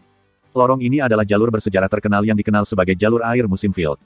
Pasukannya telah mengamankan pintu masuk lorong. Petik 2. Sungguh pria yang beruntung dia memiliki kendali atas Season Field Waterway. Geruo melirik kerumunan, dan tersenyum, ini adalah masalah pelik yang kami hadapi. Dibandingkan dengan musuh-musuh lain yang telah kita lenyapkan sejauh ini bukan pria sepele. Kita harus waspada, sedikit saja. Petik 2. Semua orang tertawa, menghilangkan atmosfer tegang yang masih ada. Geruo menambahkan, kita harus terlebih dahulu melakukan kontak dengannya, dibandingkan dengan konstelasi Andromeda, konstelasi kami, konstelasi utama Ursa, jauh lebih kuat. Kita perlu mengekspresikan ketulusan kita jauh lebih baik daripada konstelasi Leo terhadap Tuan Tang Tian. Tetapi jika dia memutuskan untuk mengadili kematiannya sendiri, maka kita perlu mengabulkan keinginannya dengan cepat, tanpa meninggalkan jejak atau bukti. Petik 2. Pernyataan Geruo semakin menyemangati kerumunan. Mo Bao, yang berada di peringkat 4 di antara mereka, menjawab, dia lebih baik lebih bijaksana. Jika tidak, aku akan memukulnya menjadi bubur. Aku akan mengatakan pertama, aku akan menjadi yang pertama untuk menyerang. Jangan ada di antara kamu yang berani menjatuhkannya sebelum aku. Petik 2. Setelah mendengar Geruo mengatakan bahwa hanya kakak laki-laki mereka dan saudara laki-laki kedua yang bisa mengalahkan Tang Tian bersama-sama, dia dipenuhi amarah. Geruo berada di peringkat 3 hanya karena kebijaksanaan dan pengetahuannya yang luas. Dalam hal kekuatan pertempuran, dari 7 orang, hanya kakak laki-laki mereka dan saudara laki-laki kedua yang lebih kuat dari Mo Bao. Geruo dan Wuxia bertukar pandang. Keduanya sengaja dimaksudkan untuk menghasut Mo Bao. Karena alasan yang tak terucapkan, kakak laki-laki mereka dan saudara lelaki kedua mereka hanya bisa tiba di kemudian hari. Wuxia menambahkan bahan bakar ke api Mo Bao, misi ini dipercayakan oleh Jenderal Tu King dan sangat penting, karena Yang Mulia secara pribadi mengabulkannya dan memberi nasihat berulang kali. Yang Mulia telah mengatakan bahwa siapapun yang berkontribusi paling besar bagi keberhasilan misi ini, akan dihargai dengan baik oleh Yang Mulia secara pribadi. Petik 2. Ini menarik perhatian beberapa orang. Tujuan tuan mereka adalah menjadi penguasa terbesar, paling kuat di masanya. Dengan konstelasi utama Ursa di tangannya, ia ingin sekali menaklukkan 10 balai istana Khatulistiwa. Dan pasukan terkuat di konstelasi utama Ursa, tentara beruang Grizzly yang terkenal, yang memiliki Jenderal Tuking, yang merupakan seniman bela diri yang luar biasa serta panglima tertinggi. Siapapun yang dapat menyelesaikan misi yang dipercayakan oleh dua orang paling berpengaruh dari konstelasi utama Ursa akan. Mata terbelalak terbuka lebar di antara kerumunan saat mereka mendengarkan dengan cermat hadiah mewah yang bisa mereka dapatkan. Mereka telah bersama guru usia untuk waktu yang lama tetapi tidak pernah sekalipun ditugaskan dengan misi yang begitu penting. Ini adalah kesempatan seumur hidup bagi mereka. Misi semacam ini jarang terjadi. Usia menjelaskan, aku berharap semua orang di sini berpikir dan bersiap-siap tentang apa yang perlu diselesaikan untuk memastikan keberhasilan misi ini. Kerumunan itu menganggukkan kepala dengan bersemangat. Mo Bao menjawab dengan gembira, Tuan tidak memandang rendah kami. Semua lawan kami lemah, itu sebabnya kami tidak bisa memamerkan kekuatan sejati kami. Bao, kamu hanya tahu bagaimana menumbuhkan kesombongan. Itu karena kakak laki-laki dan saudara laki-laki kedua tidak hadir dengan benar. Le Zhengjie tertawa. Dia hanya ingin menuai rampasan semata-mata untuk dirinya sendiri tanpa pemimpin dan peringkat 2. Kakak kelima juga tertawa. Saudara keenam menambahkan, Bao, aku akan mendukung kamu, selama kamu berbagi rampasan kesuksesan dengan aku. Setelah ditertawakan oleh 3 orang itu, Mo Bao memerah. Usia tersenyum, aku baru saja mendapat kabar. Kami memiliki lawan lain. Petik 2. Keheningan menyelimuti mereka. Kerumunan penuh semangat. Naluri pembunuh mereka mengamuk di dalam, berniat membunuh siapa saja yang berani menghalangi jalan mereka. Konstelasi Orion. Usia memiliki kilatan dingin di matanya, utusan mereka telah tiba. Mereka memiliki rencana yang sama dengan kita. Petik 2. Siapa yang datang? Geruo bertanya dengan nada melunak. Hunter, Adrian. Usia menjawab. Semua ekspresi mereka berubah. Sosok jangkung mengenakan mantel hitam diam-diam menjaga gerbang yang menghadap kota Andromeda. Dia menatap ke bawah ke lembah, merenungkan sesuatu yang mengganggu pikirannya. Dia adalah The Hunter, Adrian. Ledakan besar seperti itu membutuhkan setidaknya 20 harta perak untuk dapat menghasilkan efek seperti itu. Adrian memproklamirkan. Liu Zongguang menjawab dengan terkejut, Qiyu-san terlalu gila. Adrian tersenyum. Zongguang adalah pria yang jujur. Adrian menoleh ke arah remaja lain, Xiu, apa yang kamu lakukan dengan ini? Pria muda yang diinterogasi itu baru berusia 17 tahun, dengan wajah yang dicukur bersih dan pucat. Dia adalah tangan kanan Adrian dan juga dikenal sebagai Flower of Orion, Rusiu. Dia menggelengkan kepalanya ke samping, aku tidak bisa menguraikan banyak hal darinya.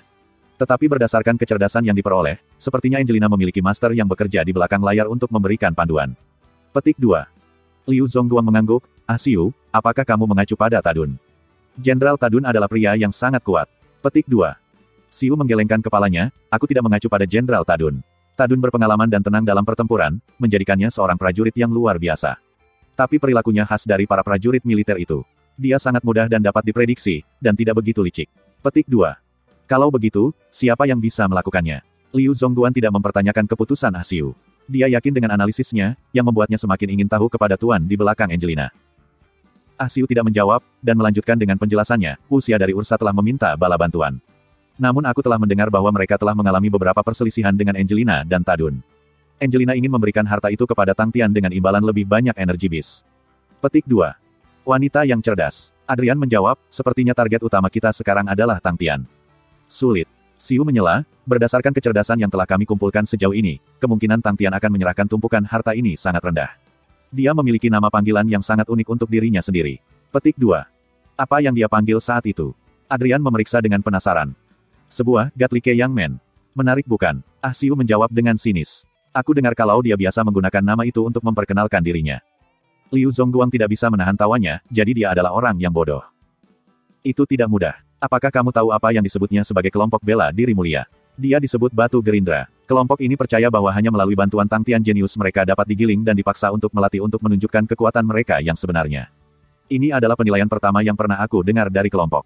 Xiu menggelengkan kepalanya, aku telah membaca informasi tentang Tang Tian dan menyimpulkan bahwa dia adalah individu yang cerdas dan mendalam. Liu Zongguang terkejut, apakah kamu serius? Diistilahkan sebagai pemuda seperti dewa, hanyalah fasadnya. Xiu menjelaskan, gayanya mirip dengan nama panggilannya, keduanya sama-sama bodoh dan terlihat bodoh. Tetapi setelah penelitian lebih lanjut, aku menemukan bahwa meskipun beberapa tindakannya terlihat impulsif di waktu-waktu tertentu, aku tidak percaya bahwa jika aku berada di posisinya, aku tidak akan dapat melakukan yang lebih baik daripada apa yang telah ia lakukan.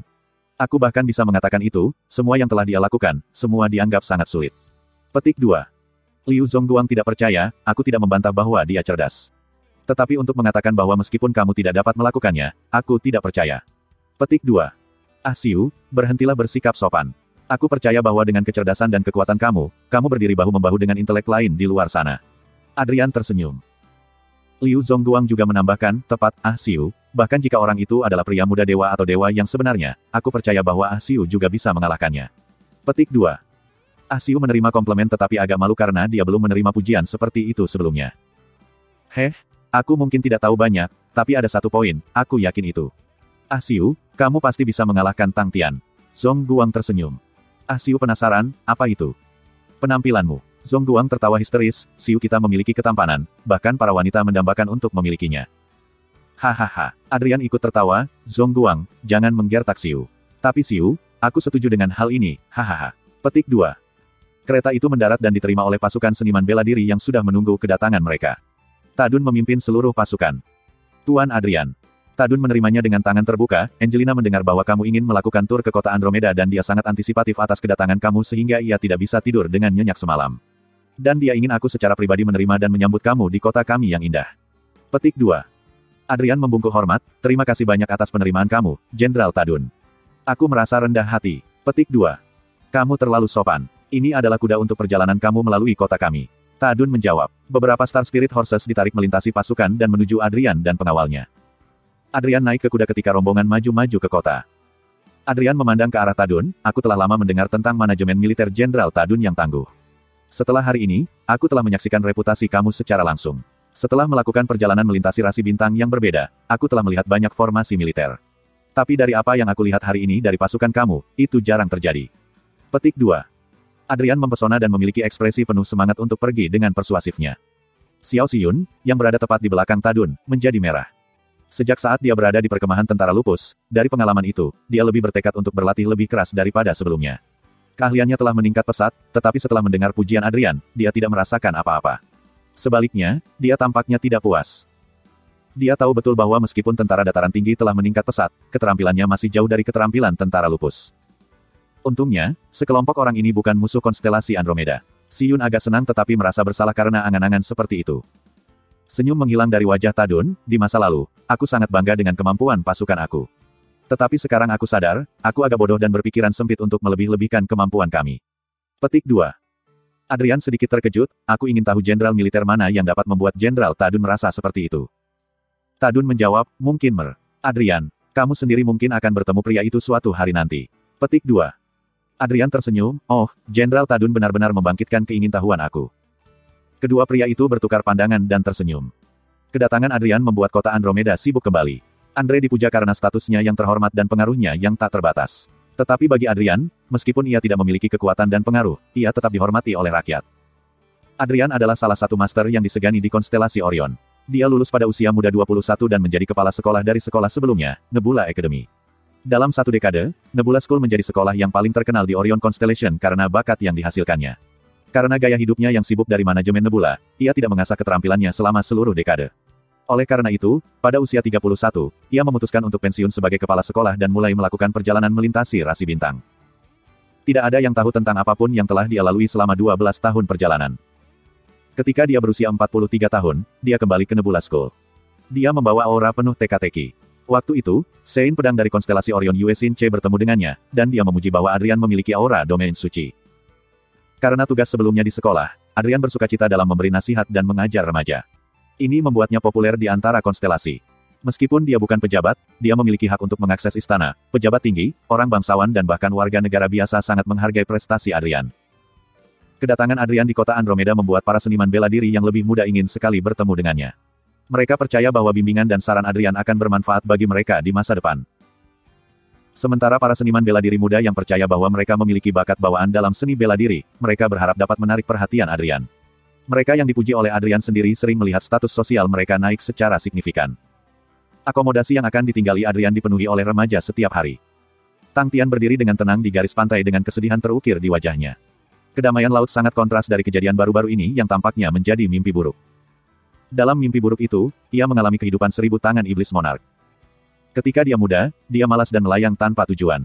Sekarang, dia tiba-tiba menyadari bahwa dia tidak memiliki kekuatan untuk mengubah waktu kembali ke ketika dia masih muda. Hidupnya dipenuhi dengan penyesalan dan penyesalan. Bahkan jika dia bertemu gadis yang dia sukai, dia mungkin tidak akan bisa memperlambat perjalanannya yang ditakdirkan untuk mencapai tujuannya untuk membalas dendam. Awalnya, Tang Tian merasa bahwa dia hanya penonton, tetapi ketika mimpi itu terwujud, dia secara tidak sadar merasa terpengaruh oleh perkembangannya. Pertempuran, pembunuhan, pembalasan. Dalam pertempuran terakhir, dia terpaksa sampai akhir hayat. Tangan iblis seribu cliff-nya tidak mampu mengalahkan musuh-musuhnya. Di ambang kekalahan, Tang Tian tiba-tiba teringat kata-kata yang diucapkan oleh Tousan Hands Devil Lord.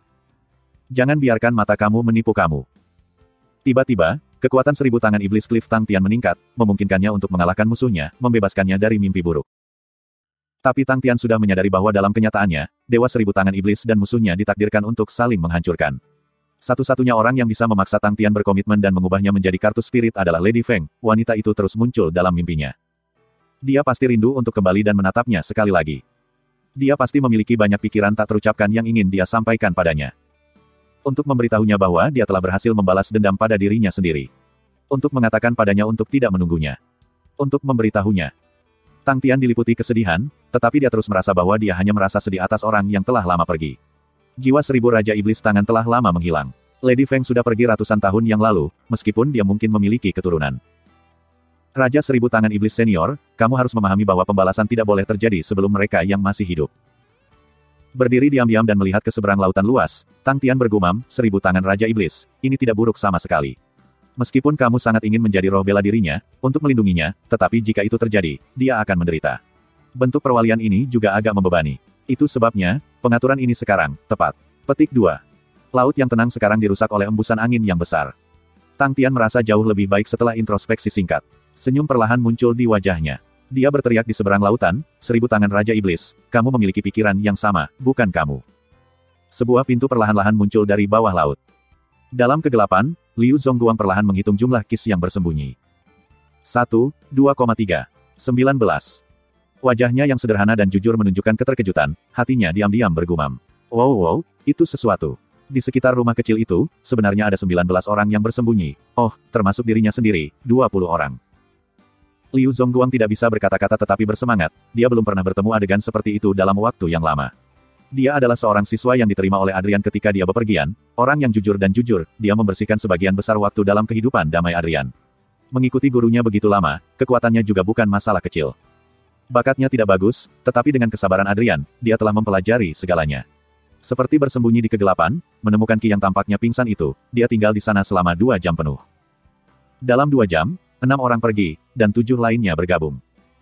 Dari 19 orang, 5 dari mereka berada di level yang sama dengannya. Dari jumlah nama yang dibicarakan oleh Ah Siu dan dia bisa menahan diri melawan mereka bertiga. Pembunuh dengan julukan Serigala, Chen Deng, peringkat 3112 di daftar Jalan Surga. Pendekar pedang replika nama asli tidak diketahui, peringkat 3109 pada daftar Jalan Surga. Boneka hitam, nama asli tidak diketahui, peringkat 3106 di daftar Jalan Surga. Wow, itu pada dasarnya adalah pertemuan 3100 seniman bela diri surga Road yang berperingkat. Liu Zongguang terkejut, dia berperingkat 3098, dan dia merasa itu menarik. Tapi, dia bahkan lebih berhati-hati. Meskipun dia memiliki peringkat tertinggi, tetapi dalam situasi seperti itu, jika dia bertemu dengan salah satu dari 3 lainnya, dia kemungkinan besar akan mati sangat. Dia baik dalam konfrontasi head-to-head, tetapi untuk tempat-tempat yang tidak bisa dilihat tangan dan jari, dia akan dirugikan. Dia menilai dan membandingkan di dalam hatinya, memperkirakan dari ketiganya, boneka hitam memiliki tingkat keberhasilan tertinggi, diikuti oleh pendekar pedang yang bereplikasi, kemudian Chen Deng yang ketiga. Dia tidak bisa berkomentar untuk Ki bahwa dia tidak bisa menilai, jadi dia tidak mengatakan apa-apa. Dia tidak berpenghuni dan riang, sehingga dia bisa bergabung, dan itu karena dia tidak perlu mengambil tindakan. Dia bersembunyi di sana hanya untuk bayangan. Sejak Jenderal Tadun mengirim harta ke Manor, banyak mata keluar untuk memata-matai mereka. Dia telah mempertahankan pekerjaan yang kering dan membosankan selama beberapa hari. Tapi dia bisa merasakan sedikit perbedaan di atmosfer malam ini. Meskipun dia merasa itu membosankan, kesabaran orang lain juga berada di batas yang sama. Sejak awal, semua orang berhati-hati, dan tidak ingin melakukan langkah pertama. Tetapi seiring berjalannya waktu, orang-orang mulai gelisah. Liu Zongguang menyimpan harapan pertunjukan yang bagus. Bagi mereka, jika seseorang bisa mencuri harta itu akan menjadi yang terbaik. Tang Tian memiliki konstelasi lupus di belakangnya, Angelina dan Tadun mewakili konstelasi Andromeda, di mana mereka tidak baik untuk dilawan. Jika harta karun mendarat di tangan perampok, maka mereka tidak perlu peduli akan konsekuensinya. Tapi Liu Zongguang merasa itu tidak mudah, bahkan Ah Siu tidak percaya bahwa orang yang bersembunyi bisa mengambil harta itu. Ah Siu memiliki penilaian tinggi pada Tang Tian, menyebabkan Liu Zongguang menjadi sangat ingin tahu. Dia telah mengikutinya sejak lama, dan dengan tulus menghormati kemampuan Ah Siu dengan sepenuh hati. Tiba-tiba, beberapa bayangan yang sulit ditangkap diam-diam bergerak ke arah Manor. Pikiran Liu Zongguang kaget, itu pendekar pedang yang bereplikasi.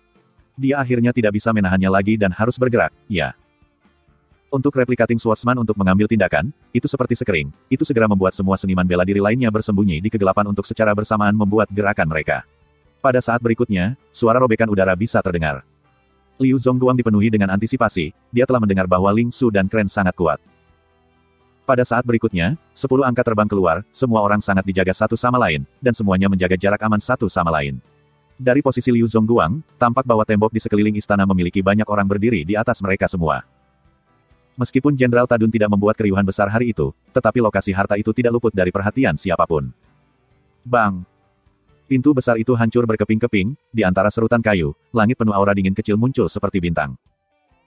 Dalam sekejap mata, semua aura dingin ini meledak terbuka, ketika aura dingin yang tak terhitung jumlahnya turun seperti hujan, menelan orang-orang yang masuk.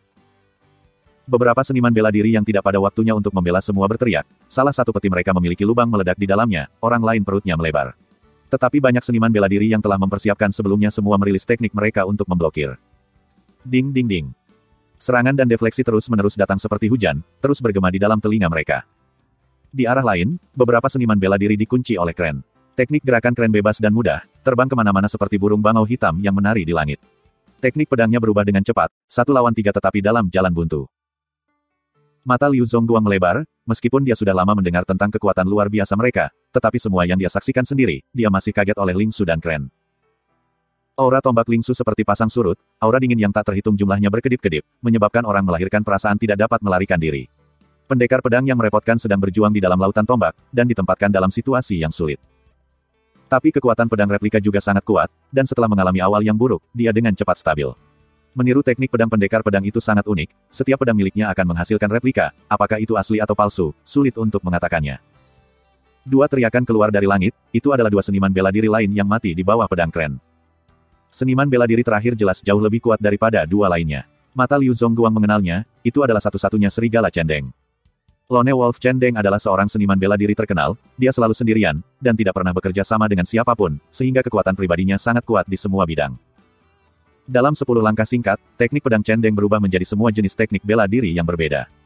Beberapa dari mereka bukan level tinggi, tetapi di tangan Cendeng, kehebatan mereka meningkat pesat, dan mampu melepaskan perubahan yang dapat menyebabkan orang menjadi waspada.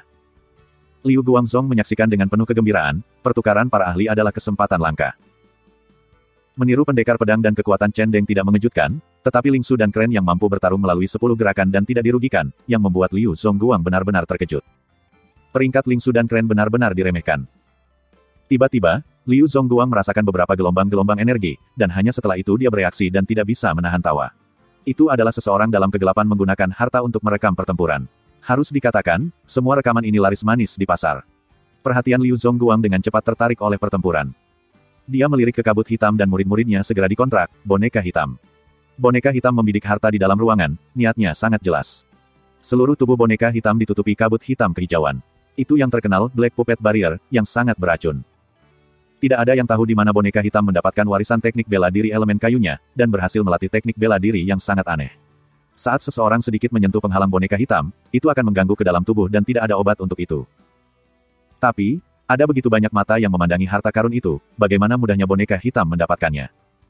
Seseorang berteriak dari kegelapan, gunakan senjata tersembunyi. Senjata tersembunyi yang tak terhitung jumlahnya keluar dan menutupi langit, terbang menuju Black Puppet, semua senjata tersembunyi ditutupi dalam berbagai aura cahaya, beberapa terbang dalam garis lurus, beberapa terbang dalam lengkungan yang aneh, tetapi tanpa pertanyaan, mereka semua mengarah ke Black Puppet. Adegan itu sangat spektakuler. Boneka hitam terkejut ketika melihat hujan senjata tersembunyi, dan segera mengungkapkan tekniknya untuk memblokirnya. Ding ding ding. Bunga api terbang secara acak. Meskipun ada banyak senjata tersembunyi, semua orang di sekitar memiliki tingkat yang hampir sama dalam berurusan dengan mereka. Dorongan itu tampak lebih kuat dari kekuatannya, sesuatu yang dengan cepat disadari oleh boneka hitam, dan dia menjadi tenang. Tiba-tiba, pekikan tajam menyelimuti seluruh lapangan. Cahaya perak lurus menembus visi semua orang. Sangat cepat. Wajah Liu Zongguang berubah, dia bisa dengan jelas melihat itu adalah panah perak. Ini jelas teknik panah paling kuat yang pernah dilihatnya. Boneka hitam juga berpengetahuan luas, ia meraung, kabut hitam di sekitarnya mencabut dan berubah menjadi perisai hitam. Bang! Panah perak menghantam perisai hitam, langsung menghancurkannya, tetapi kekuatan besar menghantam boneka hitam, menyebabkan dia mengerang dan terbang keluar secara horizontal. Tidak ada yang memperhatikan bahwa sosok hitam telah diam-diam muncul di atas boneka hitam. Mendesis. Mata boneka hitam berkontraksi. Luka darah muncul di tenggorokannya, dan di saat berikutnya, darah mulai keluar dari tenggorokannya seperti air mancur. Wajah Liu Zongguang berubah. Tatapannya mendarat di kejauhan tidak jauh dari Black Puppet, di mana ada sebuah gua masuk seukuran kuku. Sebuah nama muncul di kepalanya. Tangan mistis Shadow, Ahbi. Dia tidak pernah berharap bahwa, seseorang dari orang-orang yang dia tidak bisa menilai sebenarnya menyembunyikan ahli senjata rahasia kelas Grandmaster. Tangan mistis Shadow Ahbi adalah seniman bela diri senjata tersembunyi yang terkenal, dia selalu sendirian, dan telah menggabungkan elemen air True Power dan menyembunyikan senjata, membentuk gaya soliter. Senjata kabut yang tersembunyi. Senjata kabut yang tersembunyi sangat tersembunyi di alam, gerakan mereka sangat mendadak dan sulit dideteksi. Hal ini memungkinkan teknik bela diri senjata yang tersembunyi untuk mendapatkan reputasi ekstrim, dan dihormati oleh banyak seniman bela diri senjata yang disembunyikan, berpikir bahwa ia adalah Grandmaster senjata tersembunyi generasi saat ini. Langkah ini tidak biasa. Dengan boneka hitam mati, prestasi Ahbi sekali lagi ditingkatkan. Satu serangan bibi telah mengguncang lapangan, dan pada waktu itu, tidak ada yang berani bergerak. Keadaan pikiran setiap orang tegang. Agar Grandmaster senjata yang disembunyikan bersembunyi di kegelapan, itu adalah masalah yang sangat berbahaya. Tepat pada saat itu, suara berderit tiba-tiba keluar. Pintu ke harta yang tersembunyi dibuka. Antiklimaks yang tiba-tiba menyebabkan semua orang yang tegang secara tidak sadar membuang semua senjata tersembunyi mereka. Tang Tian yang baru saja menyelesaikan pelatihan dan sedikit terluka, perlahan membuka pintu. Ketika pintu terbuka, aura cahaya yang tak terhitung memenuhi matanya, saat hujan senjata tersembunyi melesat ke arahnya. Tang Tian terangsang, pupil matanya melebar, kedua tangannya secara naluriah ditempatkan di depan dadanya, tanpa berpikir, dia langsung menggunakan 1000 tangan iblis-iblis yang telah dia latih dengan rajin melawan senjata tersembunyi yang tak terhitung jumlahnya dan tak terhitung jumlahnya. 10 jari Tang Tian di kedua tangan melepaskan percikan yang tak terhitung jumlahnya. Adegan yang menyebabkan semua orang terpana muncul. Senjata-senjata tersembunyi yang penuh sesak semuanya menghasilkan untaian garis, sementara tangan Tang Tian tampak ajaib, dengan cepat memukul panah terbang dan menyapu melewati mereka. Cahaya yang paling menyilaukan datang dari panah perak menjerit intens, 10 jari-jarinya secara alami menembakkan torrents, dalam waktu singkat menembakkan 7 tembakan ke panah perak, menyebabkan semua energinya menghilang. 3 dari serangan itu disambar tembakan Tang Tian, dan semuanya hancur dan lenyap. Dalam sekejap mata, langit penuh aura cahaya ada di tangannya. Sejumlah besar senjata tersembunyi semuanya jatuh ke tanah dari tangan Tang Tian seperti air terjun, melepaskan suara dentang. Ding ding ding. Suara jelas dan jernih senjata tersembunyi yang menghantam lantai, di dalam keheningan yang mati, sangat jelas. Tang Tian mengangkat sejumlah besar senjata tersembunyi, ekspresinya kosong, memamerkan kinerja yang begitu indah, membuat semua orang merasa seolah-olah mereka menjadi buta. Di dalam ruangan, suasananya redup. Tadun Fronit, kamu pikir ini bagus? Ekspresi Angelina tenang, kami telah menyelidiki sedikit tentang kekuatan mereka. Jika mereka tidak cukup kuat untuk menjadi sekutu kita, maka 100 harta kita adalah satu-satunya chip tawar-menawar kita. Petik 2. Tadun diam, Angelina benar. Situasi semakin berantakan, dengan Ursa Major Constellation dan Orion Constellation orang terlibat, itu jelas menunjukkan bahwa mereka tidak dapat mempertahankan 100 harta, jadi bagaimana mereka akan menggunakan harta menjadi lebih bermanfaat bagi Andromeda Constellation, dan itu adalah sesuatu yang harus mereka renungkan. Hanya saja, Tadun tidak menyukai rencana seperti itu, ia lebih suka berada di lapangan dan bertarung. Dia menatap Angelina, wajahnya tidak memiliki keraguan atau kehilangan lagi, dan bahkan lebih tenang. Dia sudah dewasa. Tadun sangat tersentuh, tetapi tidak sedikit pun senang. Jika mungkin, dia lebih suka gadis yang naif dan murni yang akan menunggu ayahnya untuk membawa hadiahnya. Tapi, Angelina saat ini adalah yang dibutuhkan oleh konstelasi Andromeda. Sekitar 3 km dari tempat Tang Tian dan teman-temannya tinggal, ada sebuah gudang tua dan bobrok milik keluarga pedagang kecil. Saat ini, itu sedang disewa oleh tamu misterius. Meskipun telah ada perkembangan pemulihan untuk bisnis di kota peri, pasar jauh lebih membusuk dari sebelumnya, dan untuk gudang yang selalu kosong untuk bisa disewakan dengan sejumlah besar uang, bosnya sangat senang.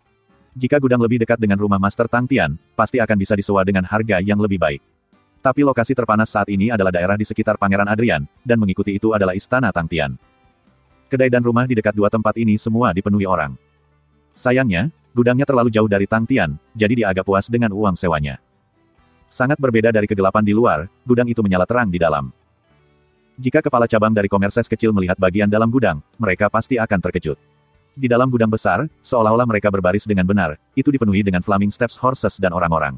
Setiap seniman bela diri duduk di samping kuda mereka dan beristirahat, sementara Flaming Steps Horses sangat tenang, seolah-olah mereka sedang tidur.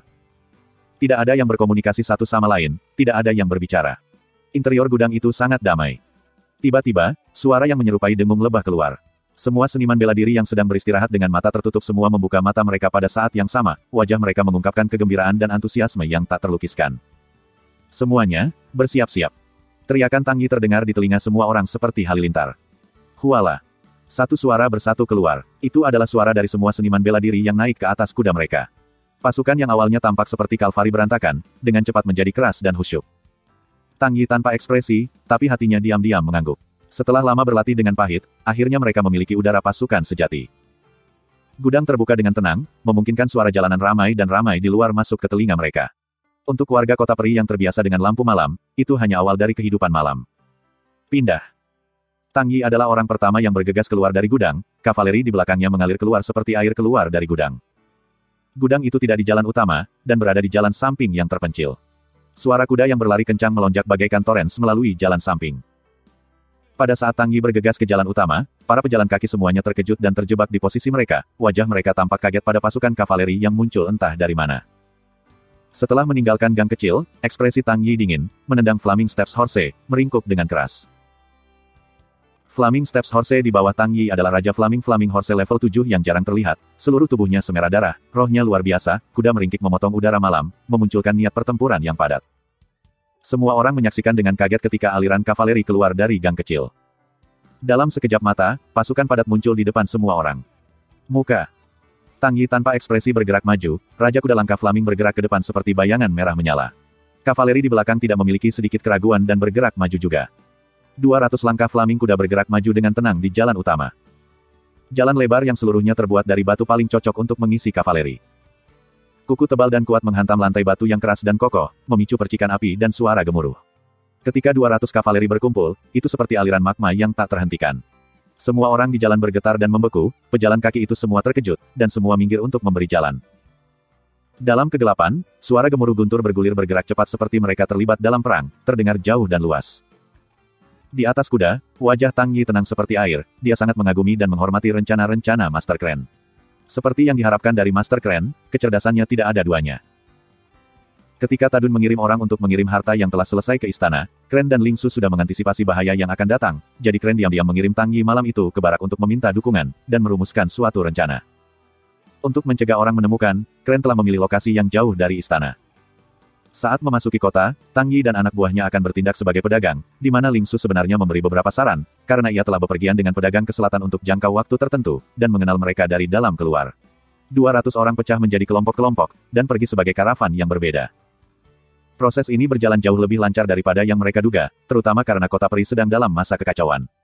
Meskipun tentara dataran tinggi membela kota peri, tetapi pertahanan sehari-hari tidak kuat, karena penjaga patroli asli semuanya menderita luka serius. Menambahkan aliran terus-menerus dari seniman bela diri yang mengalir ke kota, seniman bela diri yang lebih kuat dan lebih tangguh dengan emosi buruk, akan bertarung secara acak kapan saja. Unit patroli yang tidak sekuat tidak bisa melawan mereka, dan tidak punya pilihan selain bertindak seolah-olah mereka tidak melihat apa-apa, karena mereka tidak berani memprovokasi masalah.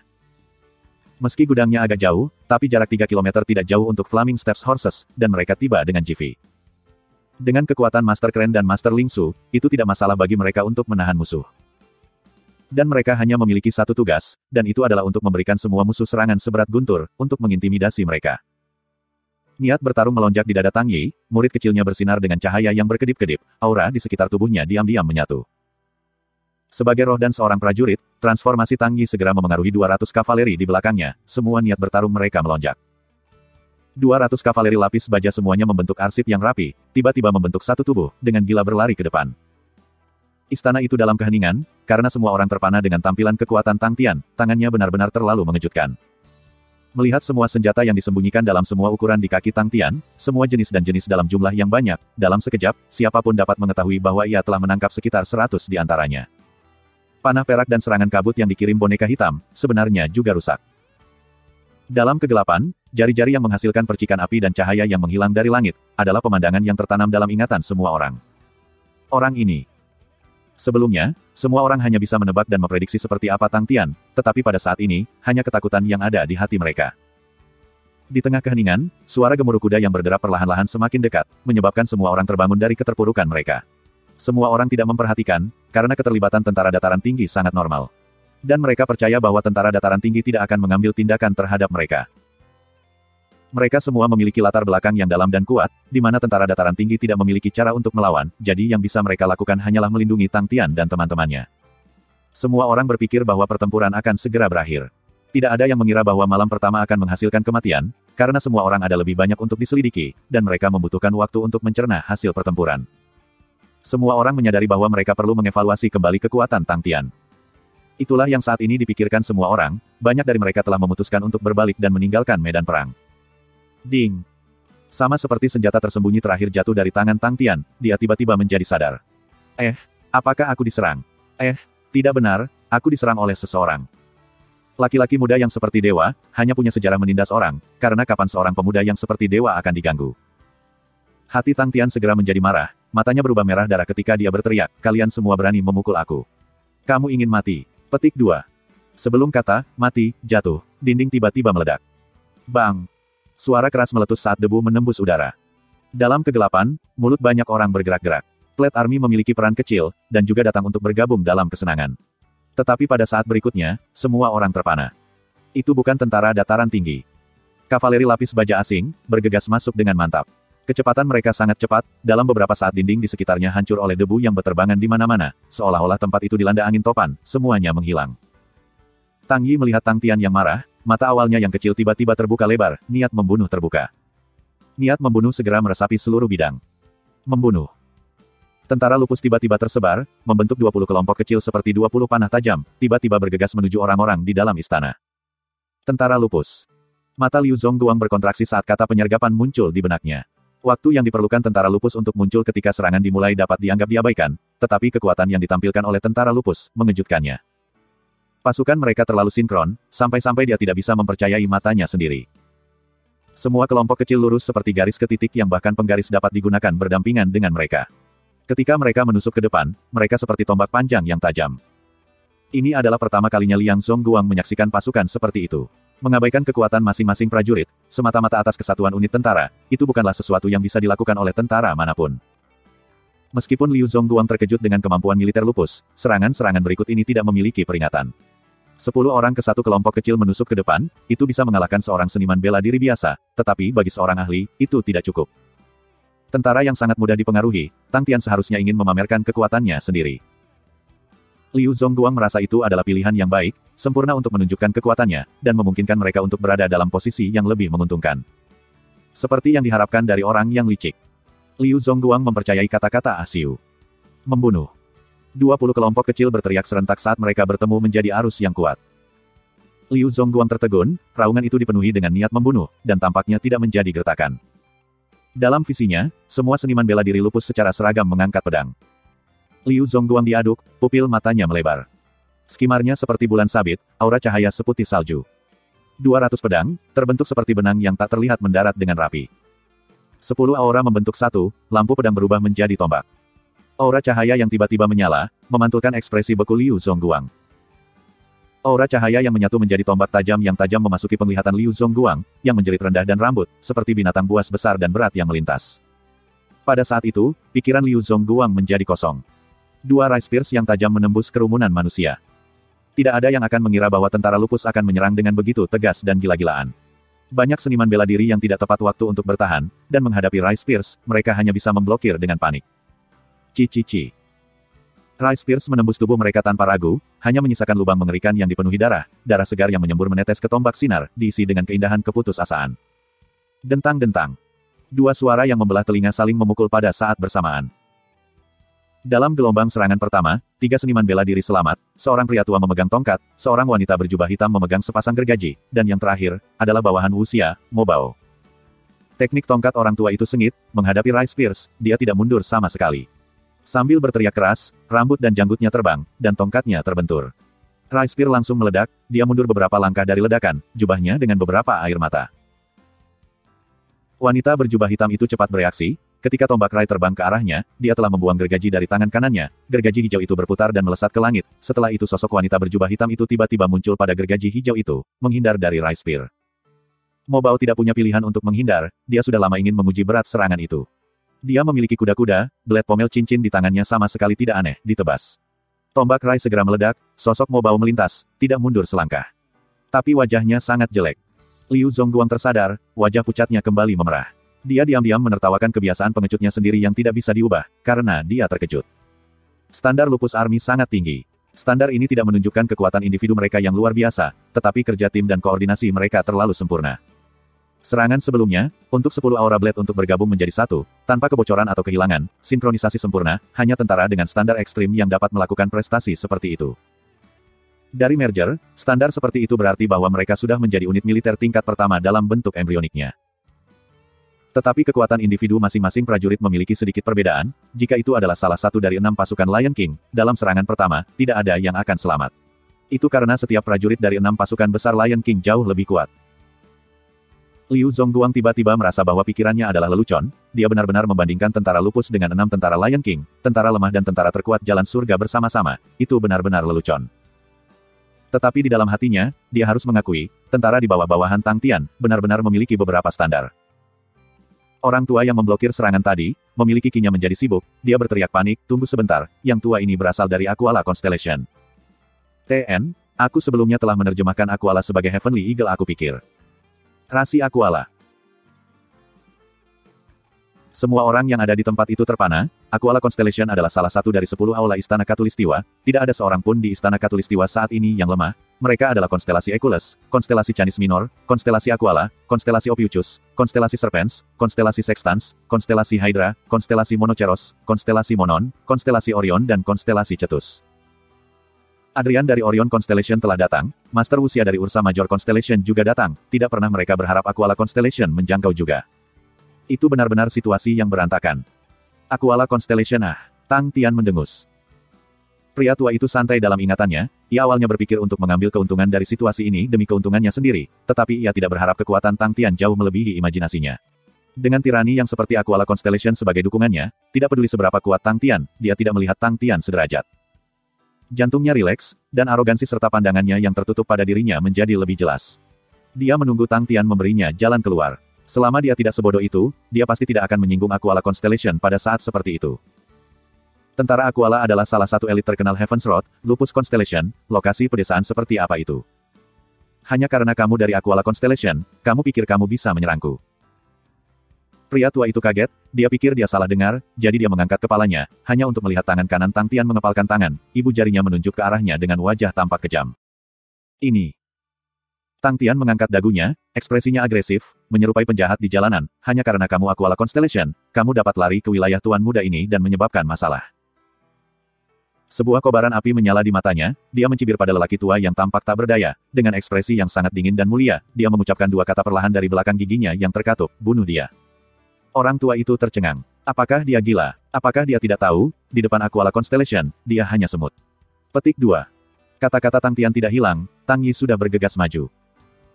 Dari kedua sisinya, 4 kelompok kecil tampaknya memiliki kekuatan telepati, bergerak keluar pada saat yang sama, mereka seperti 4 panah tajam, dan Tang Yi adalah magnet yang memikat mereka. 70 langkah.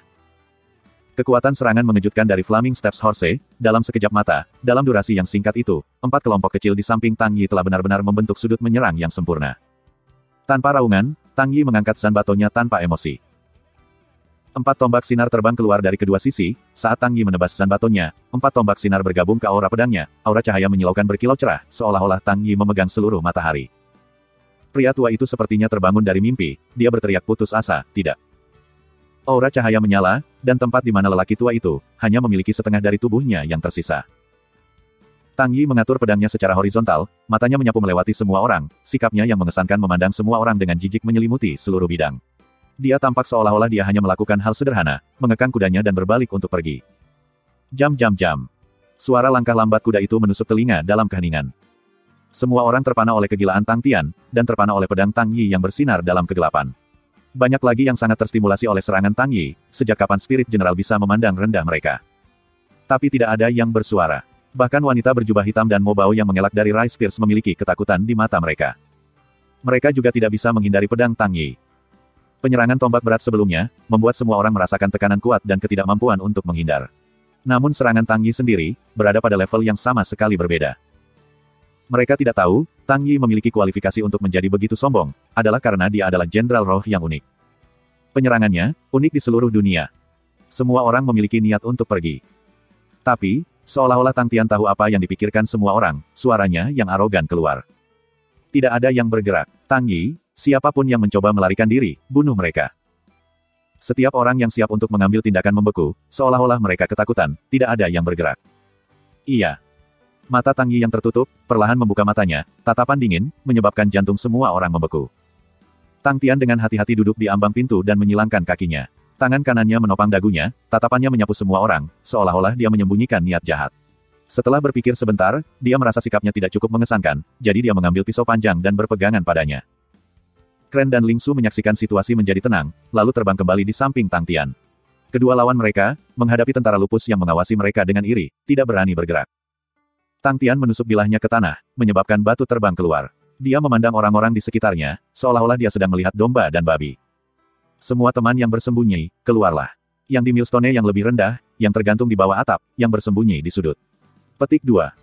Dengan nada acuh tak acuh, Tang Tian menunjukkan semua tempat di mana orang-orang bersembunyi.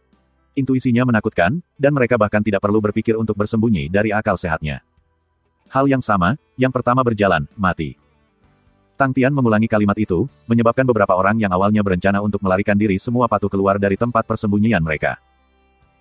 Liu Zongguang tertegun, dia awalnya berpikir bahwa penyembunyiannya adalah kedudukan tertinggi, dengan standarnya, dan gurunya Adrian yang memuji Tang Tian pada 9, dilihat melalui Tang Tian.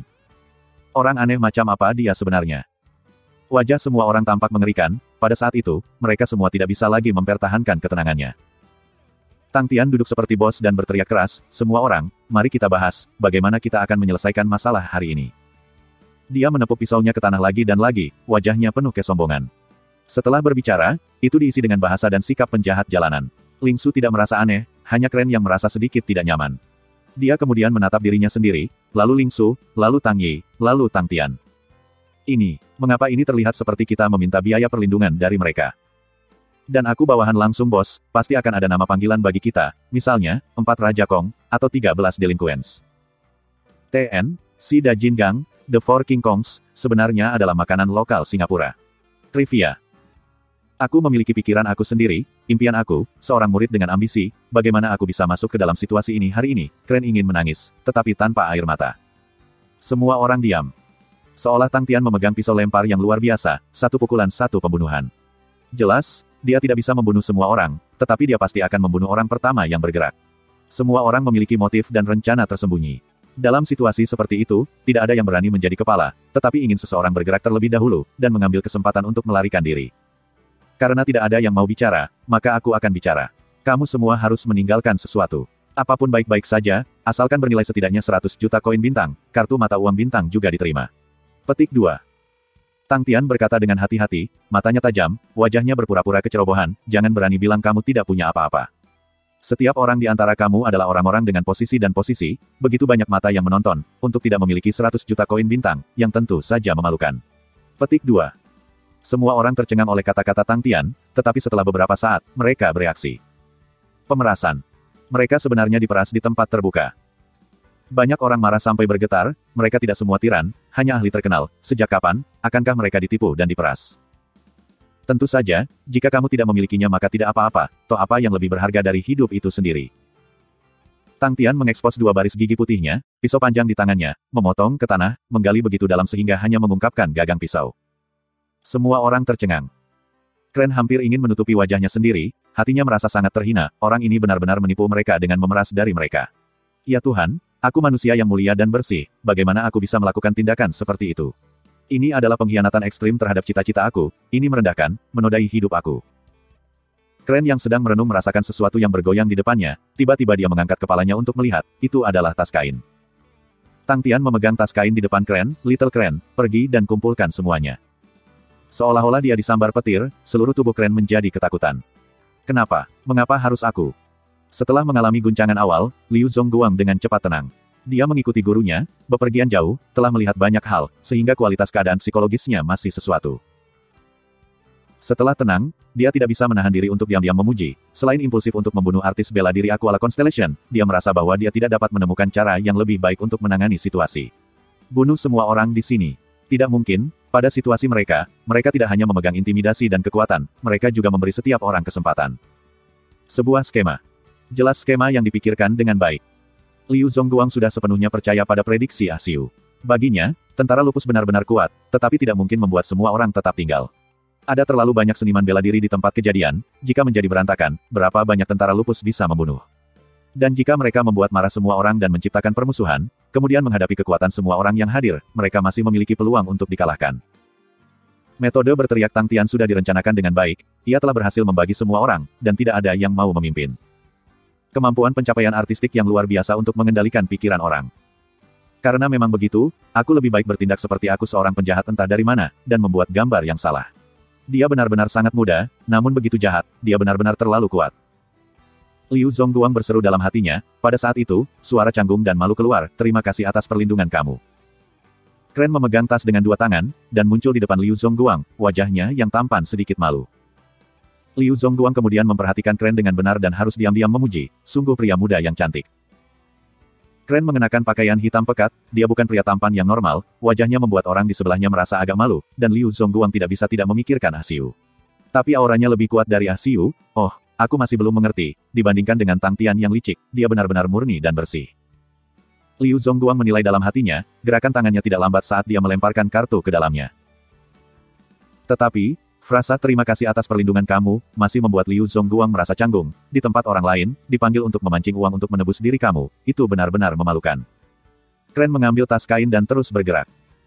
Wanita berjubah hitam bersiul di balik kerudungnya untuk menggoda, dan tertawa dengan lembut, adik laki-laki yang tampan. Kren berhenti mengikuti jejaknya. Tang Tian, memegang pisau yang tidak menunjukkan belas kasihan, memiliki bunga di hatinya.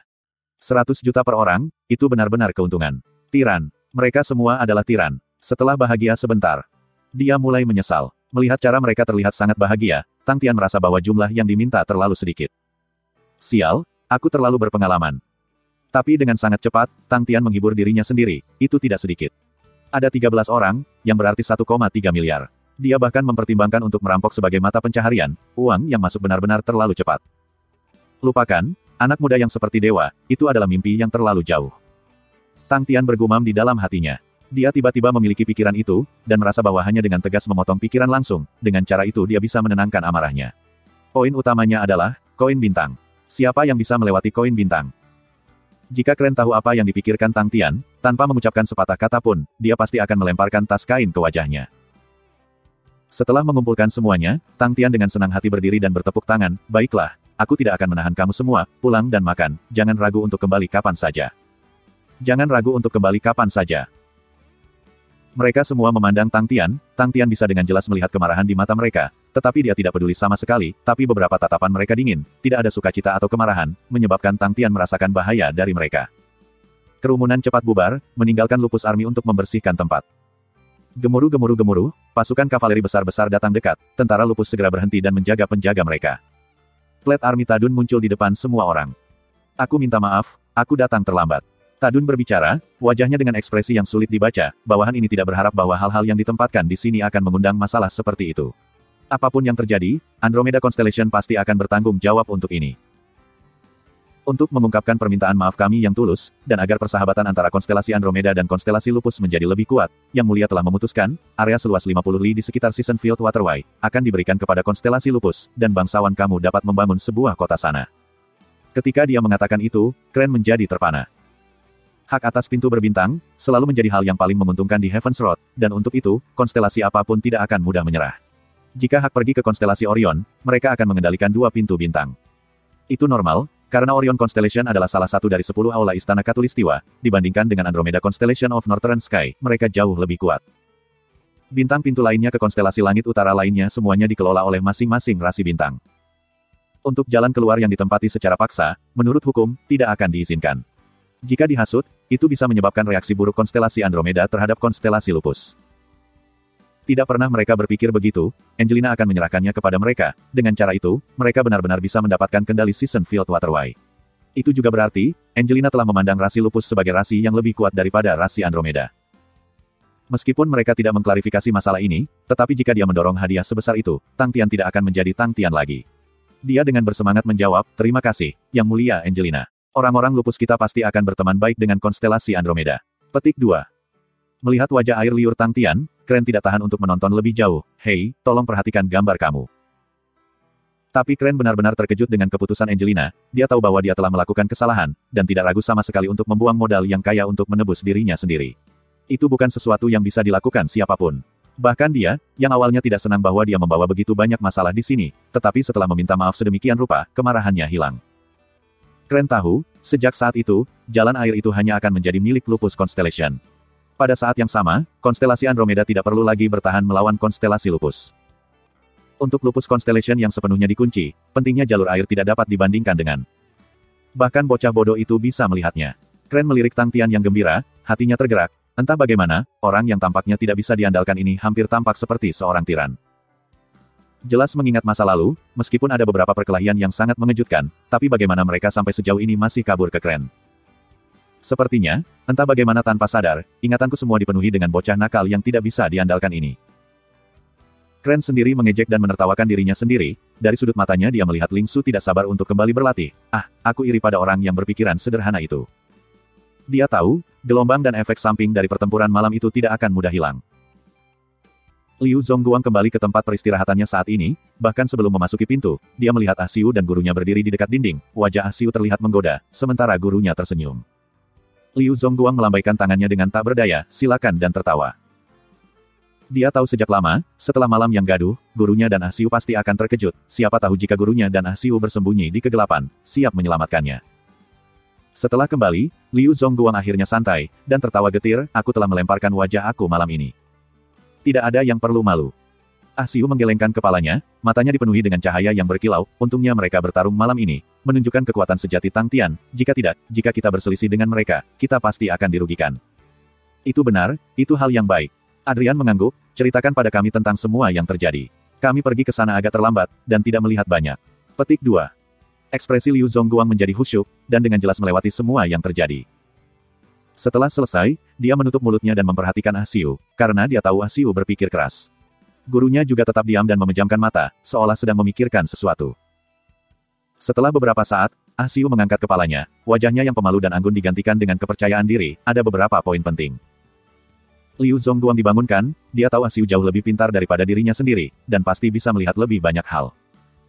Pertama, jelas mereka telah merencanakan semuanya sebelumnya, malam ini adalah sesuatu yang telah mereka prediksi. Kedua, teknik bela diri Tang Tian yang dia gunakan, dia belum pernah menggunakannya sebelumnya, dan dari kekuatannya, itu harus menjadi teknik bela diri yang unik, dan pencerahannya sangat mendalam dan mendalam. Ketiga, tentara Lupus jauh lebih kuat dari yang kita perkirakan, dan kita tidak bisa lagi memandang mereka sebagai tentara biasa. Keempat, Zongguang berbicara tentang kekuatan prajurit tentara Lupus, mereka seharusnya berada di tingkat ke-6, mereka memiliki koordinasi yang sempurna, sehingga serangan mereka sangat kuat dan melukai beberapa orang. Tapi, serangan Tang Yi, kami ada di sana, dan itu mungkin bukan sesuatu yang bisa digabungkan dan diproduksi oleh seniman bela diri tingkat ke-40. Petik 2. Liu Zongguang kaget, pikirnya sejenak, lalu menganggukkan kepalanya, Ah Siu benar. Pisau Tang Yi terlalu kuat, sampai-sampai kami bahkan tidak punya keberanian untuk mencoba dan memblokirnya. Petik 2. Kami sudah tahu tentang orang yang terbunuh. Pakar Aquala Constellation, Qian Kuisong, Heaven Road List berada di peringkat 4558. Mata Ah Siu berkedip-kedip dengan cahaya aneh, Tang Yi telah muncul dalam pertempuran dengan Ye Zhao Ge, pada saat itu ia memimpin sekitar 200 seniman bela diri Lupus untuk menyerang, dan dihadang oleh serangan Ye Zhao Ge, dan kalah dalam pertempuran kekuatan. Tapi hari ini, dia hanya membawa 40 tentara, dan membunuh Qian Kuisong. Ini adalah lompatan kekuatan yang tak terbayangkan. Petik 2.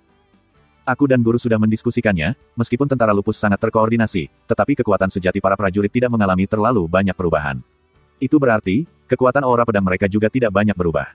Tetapi kekuatan pisau Tang Yi jauh melebihi 40 lapisan pedang tingkat ke-6, dan hanya ada satu kemungkinan. Petik 2. Ah Siu mengangkat satu jari. Liu Zongguang dengan sadar bertanya, kemungkinan apa? Ah Siu berkata perlahan, Tang Yi adalah pemimpin militer yang unik. Pemimpin militer yang unik. Mata Liu Zongguang menjadi lebar, ia tergagap, kata-kata itu jauh lebih mengejutkan daripada apa yang terjadi sebelumnya. Itu satu-satunya kemungkinan. Ah Siu berkata dengan keras, merasa tenggorokannya kering, dia duduk untuk minum air.